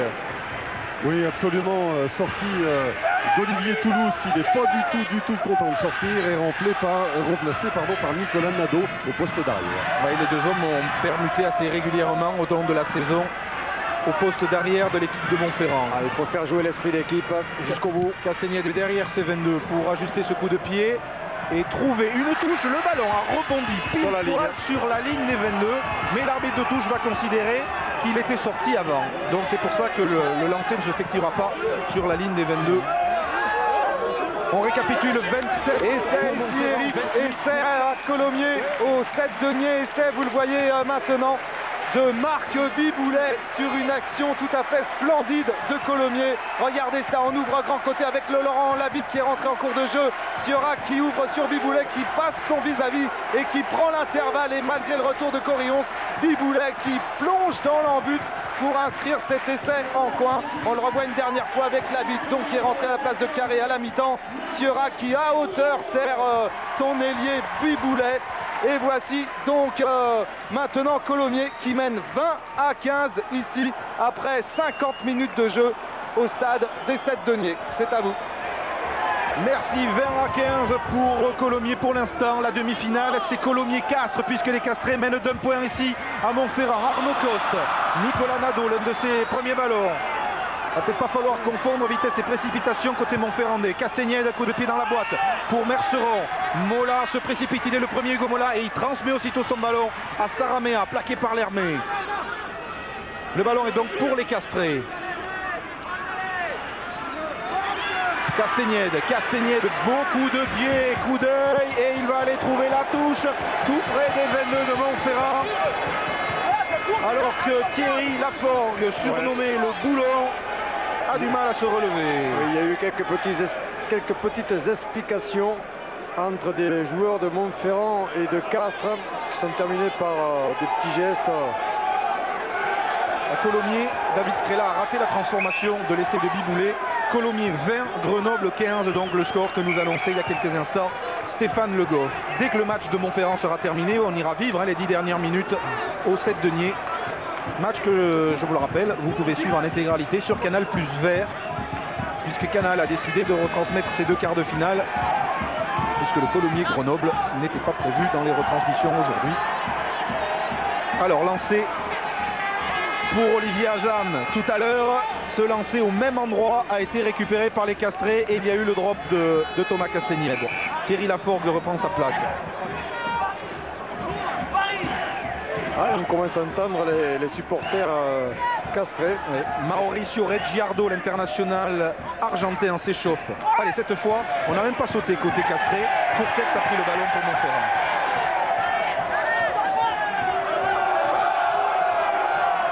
Ça avance doucement, mais ça avance. Groupement bien consolidé. Voilà, ils sont loin de la ligne quand même. Ils sont à 60 mètres ou plus. Castagnède. Merceron. Morand. A pu donner quand même son ballon. Ouais, parce qu'il y avait eu une montée très agressive de Denis Bédé. Castagnède choisit de jouer au pied. Sonelli n'a pas suivi. Attention le rebond qui peut tromper. Bola. Saramea heureusement arrive juste devant Bory. Emporté quand même par Bory et Nadeau. Mola peut récupérer ce ballon. Il est debout. Mêlée, introduction Montferrand. Tout près des 22 de Castres. Montferrand que l'on peut réussir tout à fait à sortir le ballon suite au plaquage. Mais la mêlée va leur revenir puisqu'ils ont progressé. Du changement du côté de Montferrand tout d'abord. Oui Pierre. Alors l'entrée d'Éric Nicole à la place de David Bory, mais écoutez-moi bien, Nicole va prendre le poste d'ouvreur. Merceron va occuper le poste de centre à la place de Morant qui lui va riper sur l'aile. Oui, Morant qui a effectivement effectué la plupart des matchs comme titulaire au poste d'ailier avant de se fixer au centre, je vous le disais, suite aux blessures de Ribérol et d'Azema. Fabrice Ribérol, l'ancien capitaine de Montferrand, qui vraiment était malheureux avant le début de ce match, avec sa jambe dans le plâtre, lui dont la saison est terminée, mais qui a quand même brandi le bouclier européen à Gerland, puisqu'il était capitaine à cette époque, il ne s'est blessé qu'à peine. 27-28, c'est le score en faveur de Castres. Le capitaine, c'est Christian Batut, le talonneur castré qui se relève difficilement. Et on est entré dans le dernier quart d'heure. Introduction Castagnède. Merceron a pris ce ballon. Mais les montées, les Castraises étaient très hautes, très rapides. Castagnède, un petit peu. Tony Marsh, plaqué par Thomas Castagnède. Ballon conservé par l'ASM. Avec la charge d'Azam. Une volonté de se passer le ballon, quelquefois gêné par la défense, mais ils y arrivent quand même à conserver ce ballon, à se le passer pour trouver tous ces intervalles. Voici Eric Nicole, pénalité contre les Montferrandais. Oui, parce qu'il y a un joueur qui est venu à faux, un peu trop loin, qui a gêné des joueurs castrés. Eric Nicole avec le numéro 17, 15 saisons passées à l'ASM. Blessé à l'épaule, il a eu 3 mois d'arrêt pendant lesquels Merceron s'est bien installé à l'ouverture. C'est un remarquable demi d'ouverture, Eric Nicole. Eric. Oui Pierre. Un petit mot avec David Bory. David, bon, c'est une petite blessure, une petite entorse au niveau de l'épaule, juste en dessous de l'épaule. Votre sentiment sur ce match? Il y a beaucoup d'engagement physique, beaucoup d'enthousiasme de part et d'autre. Oui, effectivement, les deux équipes ont énormément envie de jouer, et le démontrent sur le terrain. Quant à nous, malheureusement, on est dominé dans les secteurs défensifs et ils nous posent beaucoup de problèmes. On veut essayer d'écarter trop les ballons et malheureusement, ils sont trop organisés autour. Alors, il faudrait peut-être jouer plus devant dans l'axe et peut-être que ça marchera un peu plus. Merci beaucoup, David. Ballon castré.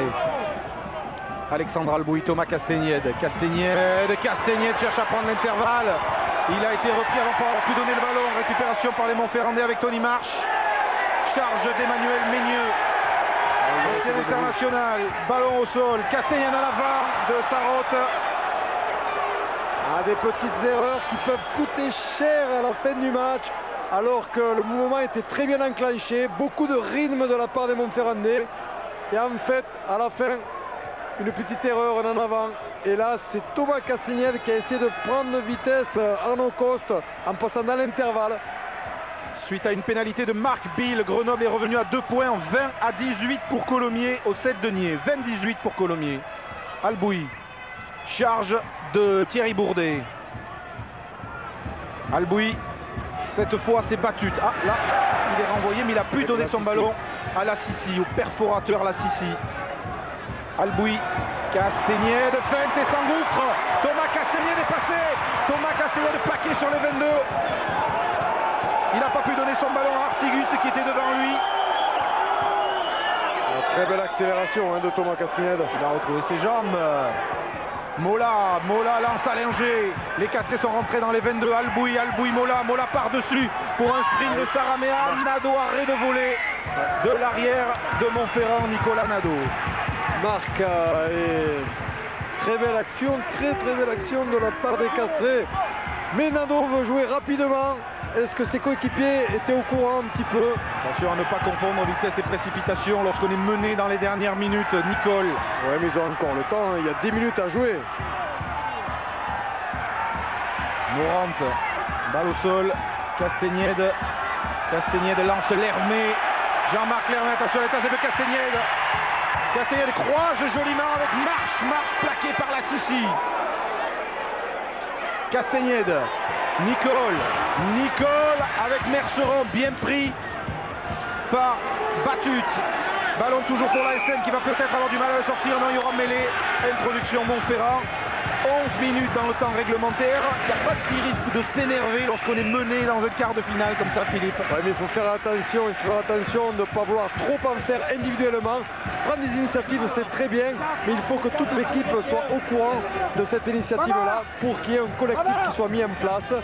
Heureusement, le joueur qui a pris l'initiative était parti un peu seul, mais il y a eu de la réaction derrière, ce qui a permis au Montferrandais de gagner quand même pas loin de 40 mètres sur ce mouvement et de conserver le ballon malgré tout. Sortie de David Barrier du côté de Montferrand et rentrée de Laurent Guinter avec son numéro 21 sur le dos. Numéro 21 et 2,08 m sous la toise. On grandit l'alignement et on sort David Barrier qui, comme il était blessé récemment, je vous l'ai dit, manquait sans doute un petit peu de rythme pour les 10 dernières minutes de ce quart de finale. Ndessi, un point d'avance pour le Castres Olympique. Castagnède, Nicole allonge sa passe pour Tony Marche allonge lui aussi pour Nadeau. Marlu en difficulté, poursuivi et projeté au sol par Garrigue. Les Castrés ont-ils récupéré le ballon? Non, il est Montferrandais avec la charge d'Azam qui a échappé à Gomard et pris par Garrigue, reçoit le soutien des avants Montferrandais sur la ligne médiane. 9 minutes dans ce quart de finale. Mêlée Montferrand, ça peut se jouer sur une pénalité, sur un drop. Idem à Colomiers, où Colomiers ne mène que de 2 points, 20 à 18 face à Grenoble. C'est tendu, ça commence à être de plus en plus tendu.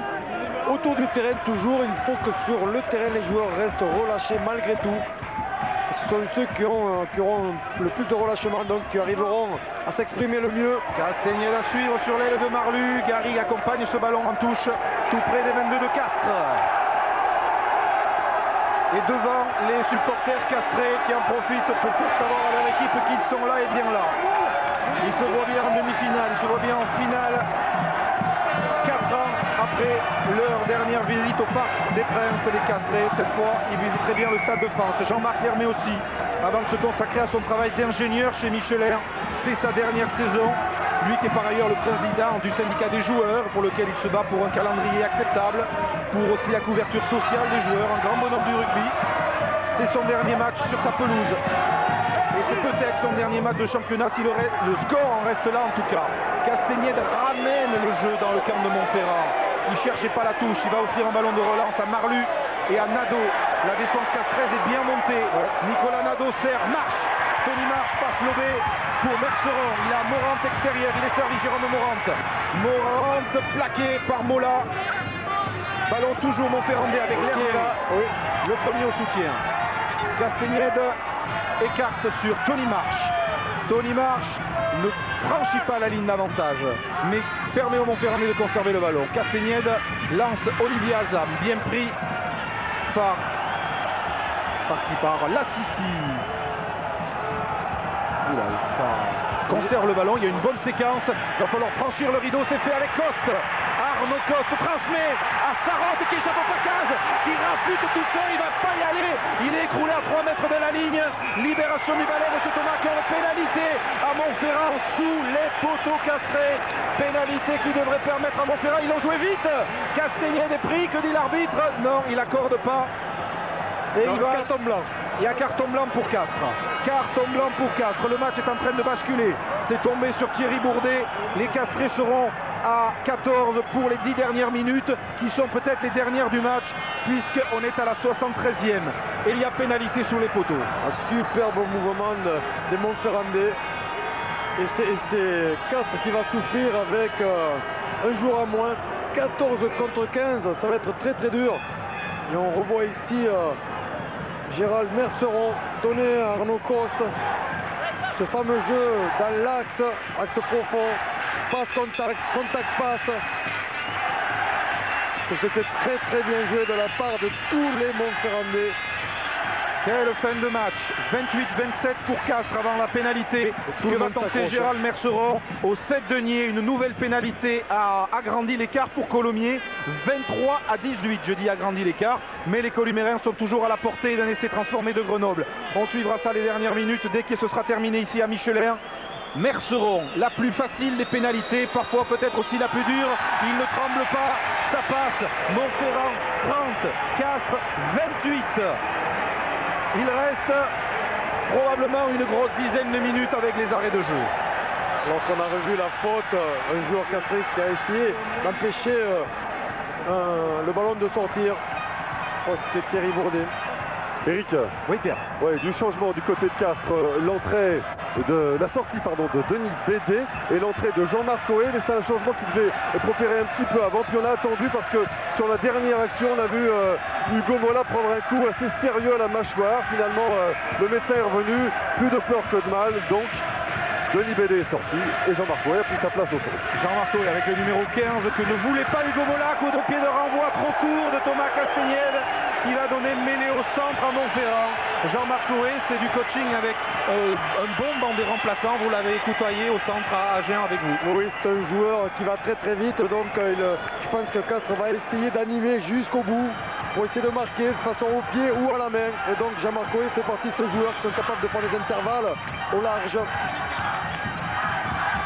Mais les Montferrand qui mènent de 2 points. Ballon conservé dans les pieds du 3e ligne du centre Courtex. Castagnède pour Merceron qui garde son ballon avant de le donner à Arnaud Coste. Arnaud Coste qui fait un match généreux pour Montferrand. Castagnède, Nicole au pied pour aller trouver une touche dans les 22. Non, oui, touche qui sera pour Montferrand puisque c'est Hugo Mola qui a dû la concéder. Vous avez vu la vista d'Éric Nicole. Un vieux briscard qui, malgré des soutiens à son extérieur, maintient le ballon, la pression sur l'adversaire près de la ligne de but castraise. Les 12 000 spectateurs du stade Michelin qui encouragent les jaunes et bleus. Boffelli inquiet, que 2 petits points. Quel match, quel suspense, quel beau quart de finale. Sortie de Thierry Laforgue du côté castré et Mauricio Reggiardo. Merci Pierre. Colomiers 23, Grenoble 18 toujours. Allez, Moll Montferrandais dans les 22 de Castres. L'une des forces du pack de Montferrand. Castres qui doit gagner absolument pour se qualifier en Coupe d'Europe. Arnaud Coste est parti, il a été stoppé. Il libère son ballon, il y aura peut-être un drop derrière ça. Nicole, le drop d'Éric Nicole, il y est. Le drop d'Éric Nicole, le vieux de la vieille de la SM qui marque 3 points hyper importants puisqu'ils vont obliger Castres à marquer un essai. Drop de Nicole, Montferrand 33, Castres 28, 5 points d'écart. Quel match à suspense. Je pense que jusqu'au bout, on va vivre des moments extraordinaires. Il va y avoir certainement encore un peu de coaching. Oui, Christian Battu va laisser sa place à Rémi Vigneault du côté de Castres. Changement au poste de talonneur, donc Christian Battu sort, Rémi Vigneault rentre. Éric Nicole vient de donner 5 points d'avance à Montferrand. À 3 minutes de la fin du temps réglementaire, même pas. Castagnède, il va falloir revenir jouer dans le camp. Maintenant, petit coup de pied à suivre de Merceron. C'est Garrigue qui sera le premier sur le ballon pour expédier la balle à Mola. Hugo Mola, Saramea. Et bien plaqué par Moranta. Ça ressort pour Albouy, Artiguste. Artiguste est passé, a lancé Thomas Castagnède dans le trou. Thomas Castagnède a manqué de soutien, le voici, c'est Reggiardo, le Puma qui vient de rentrer. Albouy sur le fermé peut-être pour Castagnède, il est gêné. Oh. Il conserve tout de même le ballon. Mêlée ouverte et pénalité pour Castres face au poteau. Faut-il la tenter? Il y a des arrêts de jeu, il doit rester quoi, 4-5 minutes? Moi, je pense qu'il faut la tenter, oui. 3e faute au sol pour Montferrand. Mais quelle décision encore. Il reste 4 minutes avec des arrêts de jeu derrière, donc il faut la tenter. Et Nicolas Linger a fait signe de la taper. C'est qui, Thomas ou Olivier? Thomas Castagnède, Olivier Serraméa. Regardez le chrono, 79e minute. Jean-Marc Lermé se fait soigner. Il y aura 3-4 minutes d'arrêt de jeu comme d'habitude. Si cette pénalité passe, le score sera 33-31. C'est-à-dire que tout pourra se jouer sur un ultime drop, une ultime pénalité. C'est pour ça. De taper en touche, ça peut être délicat parce que si tu ne marques pas derrière, eh bien tu peux avoir beaucoup de regrets en revenant rapidement près de la ligne. On vous tient au courant du score au 7 deniers où c'est aussi extrêmement serré. 23 pour Colomiers, 21 pour Grenoble. Et il reste au 7 deniers pratiquement 20 minutes à jouer. On ira dès que ce match, bien évidemment, sera terminé. Thomas Castagnède, il a l'occasion de ramener Castres à 2 points.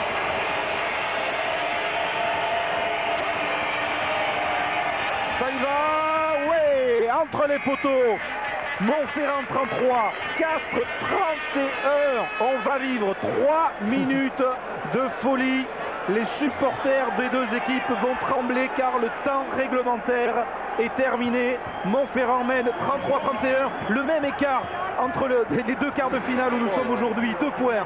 2 points ici, 2 points à Colomiers. 23-21 pour Colomiers au stade des 7 deniers. Alors Ruby, c'est superbe quand c'est joué comme ça de la part de toutes les équipes. Quand en plus c'est serré, il y a du suspense en plus. Alors Montferrand va tout faire contre le vent, mais pour rester dans le camp de Castres. Le vent qui a un peu faibli vraisemblablement en deuxième mi-temps. Il y a une mêlée. Et à qui, monsieur Thomas, va-t-il donner le ballon? À Castres. Introduction Castres. Philippe, quelle est la tactique à adopter pour les Castrés dans cette fin de Il faut revenir de façon très rapidement dans le camp adverse. Et là, ils vont jouer certainement à la main. Oh, la grosse poussée du pack Montferrand. Mais il faut gagner le ballon d'abord. Monsieur Thomas va faire refaire la mêlée. Combien? Il a sifflé pénalité pour Montferrand. Pénalité pour Montferrand. Nicolas Linger vient de demander des explications. Ismaël Lassissi déçu, sans que peut-être la Castres a perdu la dernière occasion de gagner ce match. Oh là là, quel coup Et d'issort peut-être. Et Francis Ruy. Francis Ruy a un genou à terre. Que s'est-il passé sur cette mêlée? Il y a eu une grosse pression de la part des Montferrandais et une mêlée qui se relève. La règle dit à ce moment-là pénalité contre l'équipe qui subit. Eh bien, Gérald Merceron, 2 minutes d'arrêt de jeu, à une pénalité qui ne mettrait pas complètement Montferrand à l'abri, mais qui quand même ferait largement pencher la balance en faveur des jaunes et bleus. Eric, selon Patrick Thomas, il reste 2 minutes à jouer en tout et pour tout dans ce match. Merceron très haut et ça va passer entre les barres une nouvelle fois. Quel buteur, Gérald Merceron. Le score, 36 pour Montferrand, 31 pour Castres qui doit donc marquer un essai dans les 2 minutes d'arrêt de jeu qu'il reste. Ils n'ont plus le choix. C'est sans doute une mêlée. Oui, parce que les Castrés ont essayé de jouer très rapidement le renvoi 22. Mais le ballon a été un petit peu raté dans ce renvoi-là, donc il n'a pas fait 10 mètres. Mêlée pour les Montferrandais. Cette précipitation sera peut-être fatale. Regardez le chrono, 82 minutes 30. Je pense que les Montferrandais vont garder le ballon dans la mêlée le plus longtemps possible. Colomiers mène 26-21 après une nouvelle pénalité de David Skrela. Castagnède, Nicole, bien évidemment au pied le plus loin possible pour ramener le jeu dans le camp de Castres. Et il le fait joliment puisqu'il y aura touche dans les 22 de Castres. 5 points d'avance pour Montferrand qui a un pied en demi-finale du championnat de France de rugby. Les Montferrandais étant, on vous l'a dit, déjà qualifiés pour la Coupe d'Europe. Un peu de précipitation côté Castré sur la fin a empêché à cette même équipe de garder le ballon un peu plus longtemps. Et donc ça profite à Montferrand. Montferrand qui gère bien cette fin de match malgré tout. Avec notamment Eric Nicole qui arrive par son jeu au pied à conserver la pression dans le camp adverse. Albouy, il faut un essai de 80 mètres au Castres et Albouy passe les bras, serre Lassissi qui charge. Oui, mais le plaquage de Coste lui a fait perdre le ballon. Eric Nicole, c'est fini. Victoire de Montferrand, 36 à 31. Montferrand et Jean-Marc Lermé le symbole en demi-finale du championnat de France de rugby contre le vainqueur de Colomiers-Grenoble. Quelques images de joie ici au stade Marcel Michelin, parce que le parcours de Montferrand en fait l'autre épouvantail de ces phases finales. C'est vrai qu'on a vu du très grand Montferrand en finale du bouclier européen contre Bourgoin, mais aussi contre Brive ici sur ce même stade Marcel Michelin avec plus de 60 points marqués. Et donc une équipe de Montferrand qui sera une des équipes qui peut espérer aller jusqu'au bout, mais il faudra jouer encore une demi-finale. Et bravo aussi à Castres qui a fait une fin de parcours remarquable et aujourd'hui un match superbe. On reviendra dans les vestiaires de Montferrand tout à l'heure. On va partir tout de suite direction le stade des 7 deniers à Toulouse pour la fin du match Colomiers-Grenoble avec Stéphane Le Goff. Le score, Stéphane? 26-21, Eric, pour les Columérins. On est sur une touche avec une prise de balle de Lubungu, Olivier Baudon, qu'on a vu très actif au cours de cette deuxième période. Et effectivement, eh bien, Grenoble joue son batou puisqu'il venait de bénéficier d'une pénalité et on a préféré évidemment taper en touche pour se rapprocher des 22 mètres, de rentrer dans les 22 mètres de Colomiers. Et j'ai à côté de moi, j'ai le grand plaisir d'avoir à côté de moi Jean-Claude. Jean-Claude, un match qui tient toutes ses promesses. On ne s'attendait peut-être pas à voir, Jean-Claude serait là, à voir une équipe de Colomiers aussi malmenée par des Grenoblois qui jouent vraiment crânement leur chance.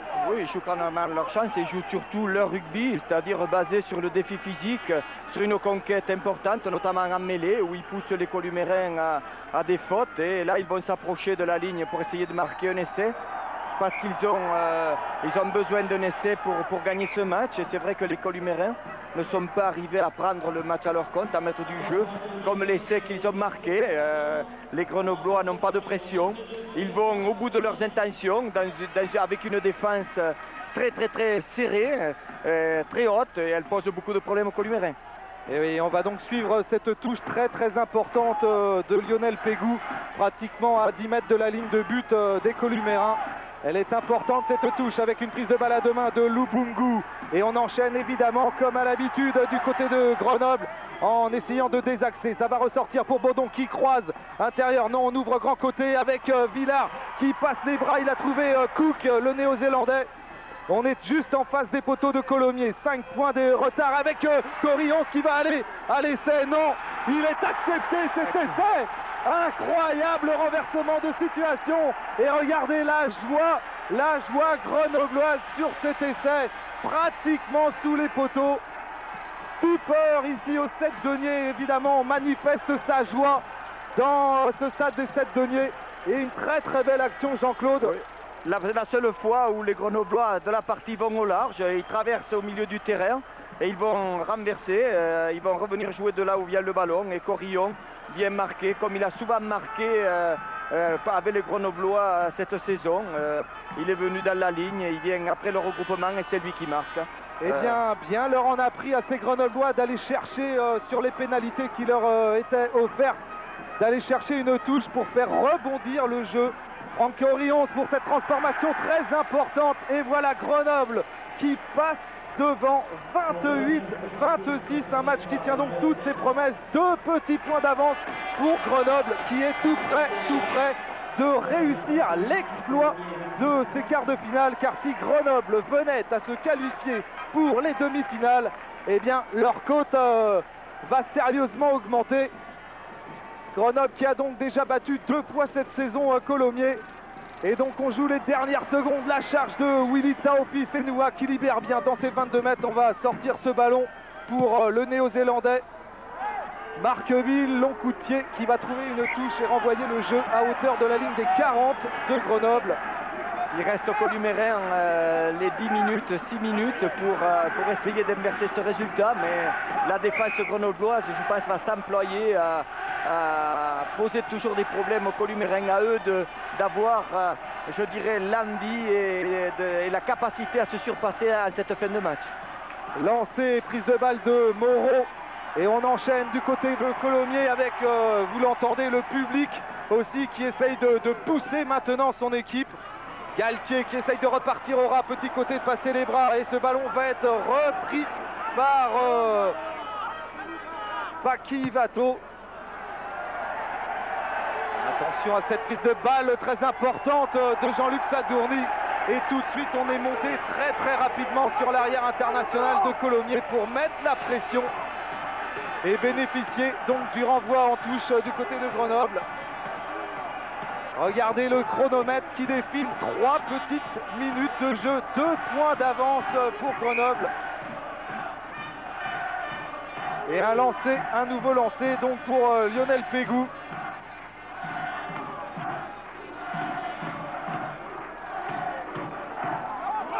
On n'a pas tellement bien respecté l'alignement, prise de balle à deux mains de Pochon. Et les Grenoblois vont garder le ballon devant dans ce qui est leur point fort, ce Moll qui avance. Ils vont essayer de rester dans le camp des Columérins tout simplement. À eux de ne pas faire de faute et de rester dans ce camp. Plus ils resteront dans ce camp pour ne pas s'exposer à une pénalité. Aux Columérins de prendre leurs responsabilités. Il va falloir jouer tous les ballons. Dalmazo qui joue très rapidement ce renvoi en 22.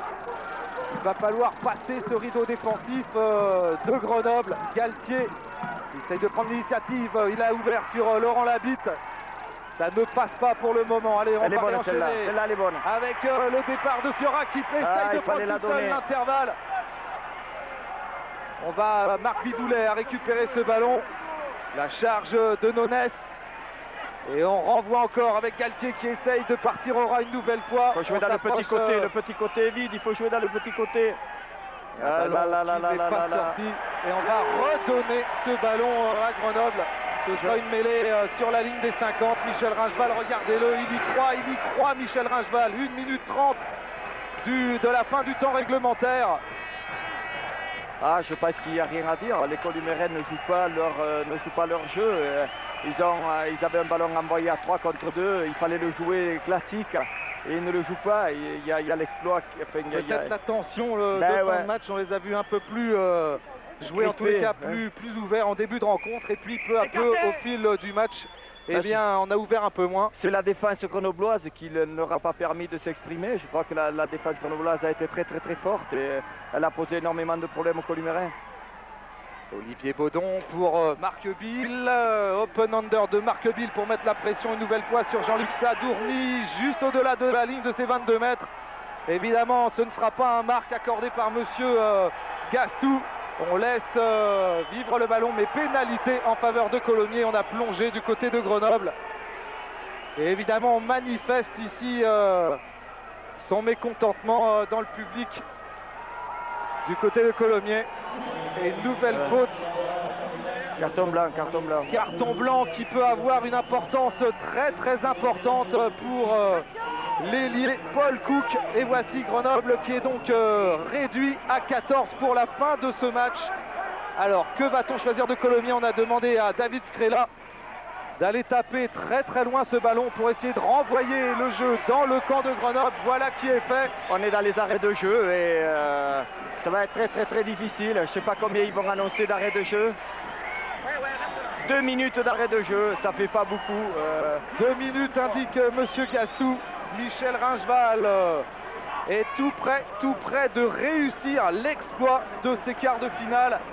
Et ce sera un lancer très important pour Marc Dalmazo à ne rater sous aucun prétexte. On va chercher Pesson certainement, lobé Pesson.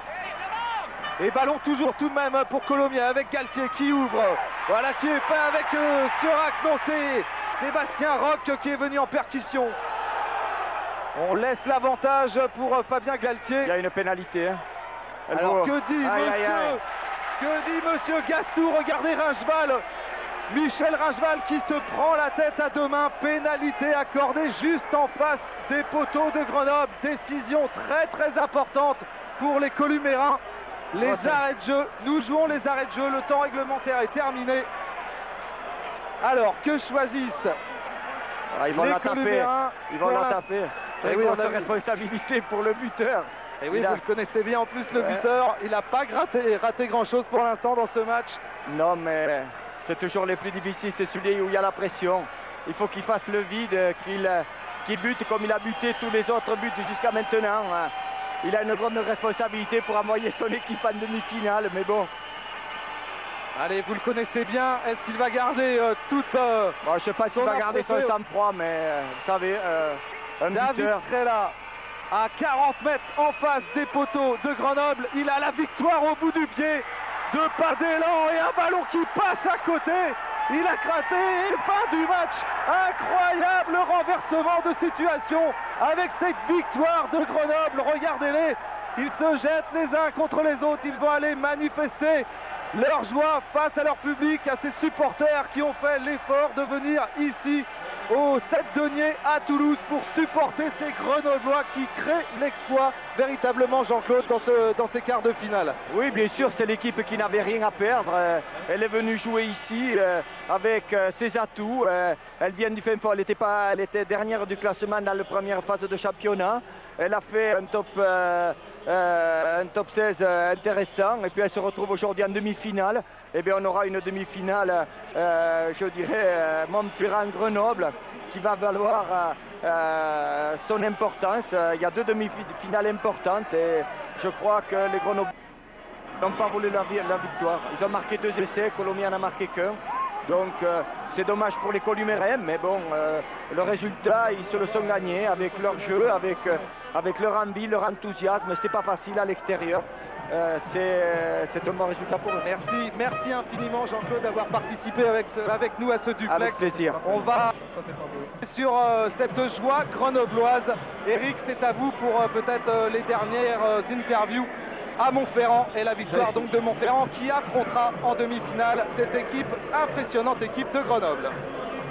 Merci Stéphane, merci. Invraisemblable scénario de ces quarts de finale avec la qualification de Montferrand in extremis à l'arraché face à Castres et ensuite de Grenoble à Colomiers. Voilà, on a un petit souci d'image qui devrait être, je l'espère, assez vite rétabli. Non, ça va, on me dit, tant mieux. Bon, eh bien Philippe, on avait dit qu'il y aurait une grosse surprise. Il y en a une, c'est Grenoble. Qu'est-ce que vous en pensez? Ils sont arrivés de loin. Hein. Ils sont arrivés de loin, c'est vrai, un peu comme les Toulonnais, les Parisiens auparavant. Eh bien, est-ce qu'ils vont réussir à défier cette formidable machine jaune et bleue de Montferrand pour la demi-finale? Mais ça, on le verra la semaine prochaine, samedi prochain. Mais c'est vrai, aller gagner à Colomiers ou plutôt au stade des 7 Deniers à Toulouse, c'était pas chose facile. Donc ils doivent avoir un mental vraiment extraordinaire, une belle solidarité. Et Michel Ringeval, c'est un petit peu comme Alain Gaillard. Ce sont des hommes qui unissent vraiment tous les joueurs avec beaucoup de cœur.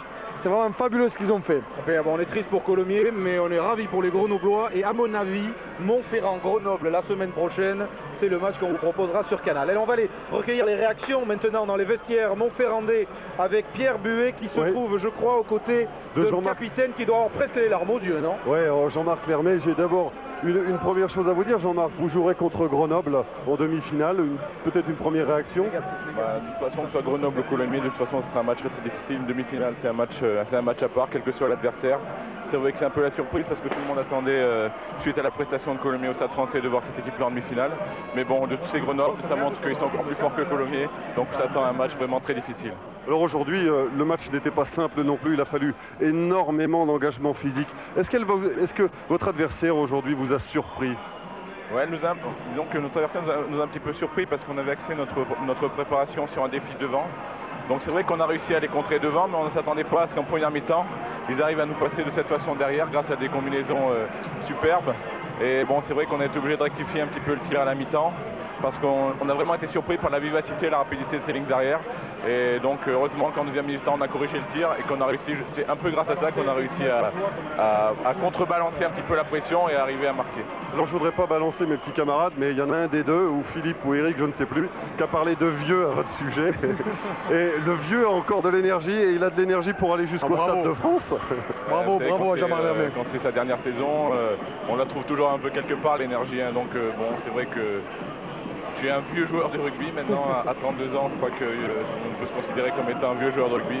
Mais c'est comme les chevaux quand ils rentrent à l'écurie, je crois plus se rapprocher de l'écurie et plus ils ont du gaz. Et moi c'est un peu pareil, je ne veux pas parler de gaz, mais je vais parler d'un peu d'énergie et d'envie. Et plus je m'approche d'abord de cette demi-finale, j'espère de la finale et j'espère du bouclier. et ben, plus je vais retrouver de l'énergie pour aller encore un peu plus loin. Ouais, bien évidemment, il y avait du respect hein, dans cette expression, le vieux. Hein. Oui, Pierre, vous transmettez à Jean-Marc une autre invitation pour Jour de rugby qui sera réalisé ce soir en direct de Clermont-Ferrand, qui se joignent à nous parce qu'on a vraiment, voilà, on a vraiment envie d'entendre ses réactions sur l'ensemble de ces quarts de finale. Invité aussi Victor Boffelli, Christophe Mombé, puisque Jour de rugby, ce soir 20h sur Canal Plus Vert, 23h50 dans l'équipe du dimanche, sera réalisé depuis la fête qui devrait avoir lieu aux environs du stade Marcel Michelin. Pierre, on a le temps hein, d'aller voir encore pour une interview un joueur de Montferrand. Ensuite, Serge Blanco, qui doit être dans les couloirs, officialisera les lieux des demi-finales, mais mon petit doigt me dit que Montferrand-Grenoble devrait se dérouler aux environs de Gerland. Voilà quelques coups de fil pour bien caler tout ça. Et Pierre, lui, se trouve toujours et Canal Plus Rugby. Les supporters de Montferrand considèrent qu'on leur porte chance. Bravo. Les castrés réussissaient aussi assez bien devant nos caméras, mais tout ça, évidemment, ça ne veut rien dire. On a vu vraiment Pierre dans de très beaux quarts de finale. Hein. Eric ? Oui, Pierre. Oui, aux côtés de Gérald Merceron.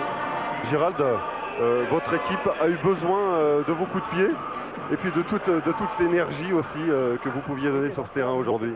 Ouais, je crois que la victoire n'est pas faite que de coups de pied, hein, parce que je crois qu'on a voulu cette victoire, le collectif l'a voulu. Hein, c'est vrai, on a fait quelques erreurs défensives en première mi-temps, ce qui nous a coûté beaucoup de points. Après, je crois que bon, à la mi-temps, il nous manque 5 points. Bon, ben, je crois qu'il n'y avait rien de fait, rien d'alarmant. Après, on a su se ressaisir en deuxième mi-temps, aller chez eux, les contrer au niveau défensif. Et puis après, c'est vrai que sur des pénalités scorées, bon, ben, c'est vrai que le score a été tout le temps très serré. Bon, ben, sur la fin, on l'emporte, tant mieux, quoi. Alors, vous avez été obligé de changer de poste à un moment au cours de la seconde période avec la sortie de David Bory. Comment on gère ce genre de situation dans un match aussi important qu'un quart de finale? Oh, ben, je crois qu'il faut juste avoir envie de gagner le match. Hein. Je crois qu'on change de poste dans un match comme ça. Bon, ben, je crois qu'il faut s'adapter. Je crois que il devait rester 10 minutes de jeu. Le plus important, c'était peut-être la défense. Et bon, c'est vrai qu'on n'a pas eu sur la fin beaucoup à défendre. Donc, bon, moi, par rapport à moi, ça ne m'a pas trop perturbé. Après, c'est vrai qu'avec un joueur comme Eric à l'ouverture, bon, qui a su gérer un petit peu le jeu au pied, bon, ben, il n'y a pas eu de problème. Et c'est tant mieux. Merci beaucoup, Gérald. La joie de Jimmy Marlu, Montferrand en demi-finale. Combien de temps après déjà, voyons leur finale, leur dernière demi-finale, ben, il y a 2 ans, perdu contre Bourgoin. Et le tour d'honneur de Jean-Marc Lermé, Montferrand, Grenoble. Un coup d'œil sur le tableau final de ce championnat pour voir, c'est très important, qu'il y a 2 clubs qui sont allés chercher leur qualification à l'extérieur. Grenoble à Colomiers, Bourgoin à Bègles, Montferrand et Toulouse étant restés maîtres chez eux. Les Toulousains ont fait très forte impression. Les Montferrandais ont quand même sacrément chaud face à des castrés qui leur ont planté 3 essais de belle facture.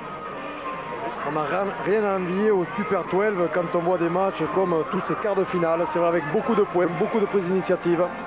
Est-ce qu'on a dans les vestiaires, Pierre, Serge Blanco pour officialiser le lieu? Il est à côté de moi. Allons-y alors. Alors Serge, on a 2 demi-finales. Où se joueront-elles? Eh bien, on va en jouer une à Lyon. C'est-à-dire Montferrand-Grenoble. Bravo, bien joué. Et puis la deuxième, on va la jouer à Montpellier. C'est-à-dire, je vous laisse le dire. Toulousain contre Bourgoin. Contre Bourgoin. Bravo. Voilà les 2 sites qui ont été retenus par le président Lapassé et moi-même pour les demi-finales. Un petit mot quand même sur le match que vous avez vu au jeu cet après-midi. Je crois que c'est un match extraordinaire. Hein. Un match qui démontre que le rugby français a un potentiel énorme. Quand on a vu l'autre demi-finale hier après-midi entre le Stade Toulousain et le Stade Français, eh bien on peut être heureux. Et puis je crois qu'il faut arrêter de polémiquer. Il faut se servir de tous les atouts qu'on a pu voir pendant ce week-end et puis surtout repartir du bon pied. Mais ça laisse aussi présager des demi-finales extraordinaires, en sachant que ça va permettre aussi au club français de prendre une nouvelle dimension et surtout d'aller vers l'avenir plus sereinement. Merci Serge. Merci. Eh bien, on vous l'annonce, samedi à 14h, vous pourrez suivre Montferrand contre Grenoble. Magnifique affiche de demi-finale sur l'antenne de Canal+, dans un stade Gerland qui avait donné lieu à une magnifique finale du bouclier européen. Quant à l'autre demi-finale, Toulouse-Bourgoin, elle sera chez nos confrères de France Télévisions, vraisemblablement avec un coup d'envoi à 16h30. Quelques images encore des essais montferrandais, celui-ci extrême justesse marqué par David Bory, et on va choisir votre geste du match, Philippe, oui, dans ce quart de finale. Le geste du match a mené un essai. C'est sur une combinaison des 3 quarts castrés. On le voit ici avec Thomas Castagnède qui fait un semblant de croiser à l'intérieur, qui redonne à l'ailier côté fermé, qui est venu donc jouer dans l'intervalle et qui a pu donner ce dernier ensuite à Artiguste. On voit Thomas Castagnède bien regarder le centre qui croise à faux et ensuite faire un semblant de donner à hauteur pour redonner à l'intérieur. Donc c'est limpide, ça a mené, je vous dis, 7 points, un essai transformé. Fin de cette retransmission ô combien mouvementée des 2 derniers quarts de finale du championnat. Les rendez-vous sport sur Canal. 20h40, un événement ce soir sont les Oscars du foot, suivi de l'équipe du dimanche, suivi vers 23h50. 2 jours de rugby qui sera aussi à 20h sur Canal Plus Vert, réalisé ici depuis Clermont-Ferrand. Un grand merci à Laurent Dom qui réalisait le match Montferrand-Castres avec les moyens techniques de Visual. Didier Ouvrard était à Colomiers avec Stéphane Le Goff ainsi que Frédéric Godard qui réalisait pour Canal Plus Vert. On espère que vous êtes régalés dans cette belle après-midi de quart de finale. On vous souhaite une très bonne fin de journée. On vous donne rendez-vous à ce soir donc pour jour de rugby et à samedi prochain 14h pour la demi-finale. Philippe, merci beaucoup. À tout à l'heure. Merci, à tout à l'heure. À tout à l'heure.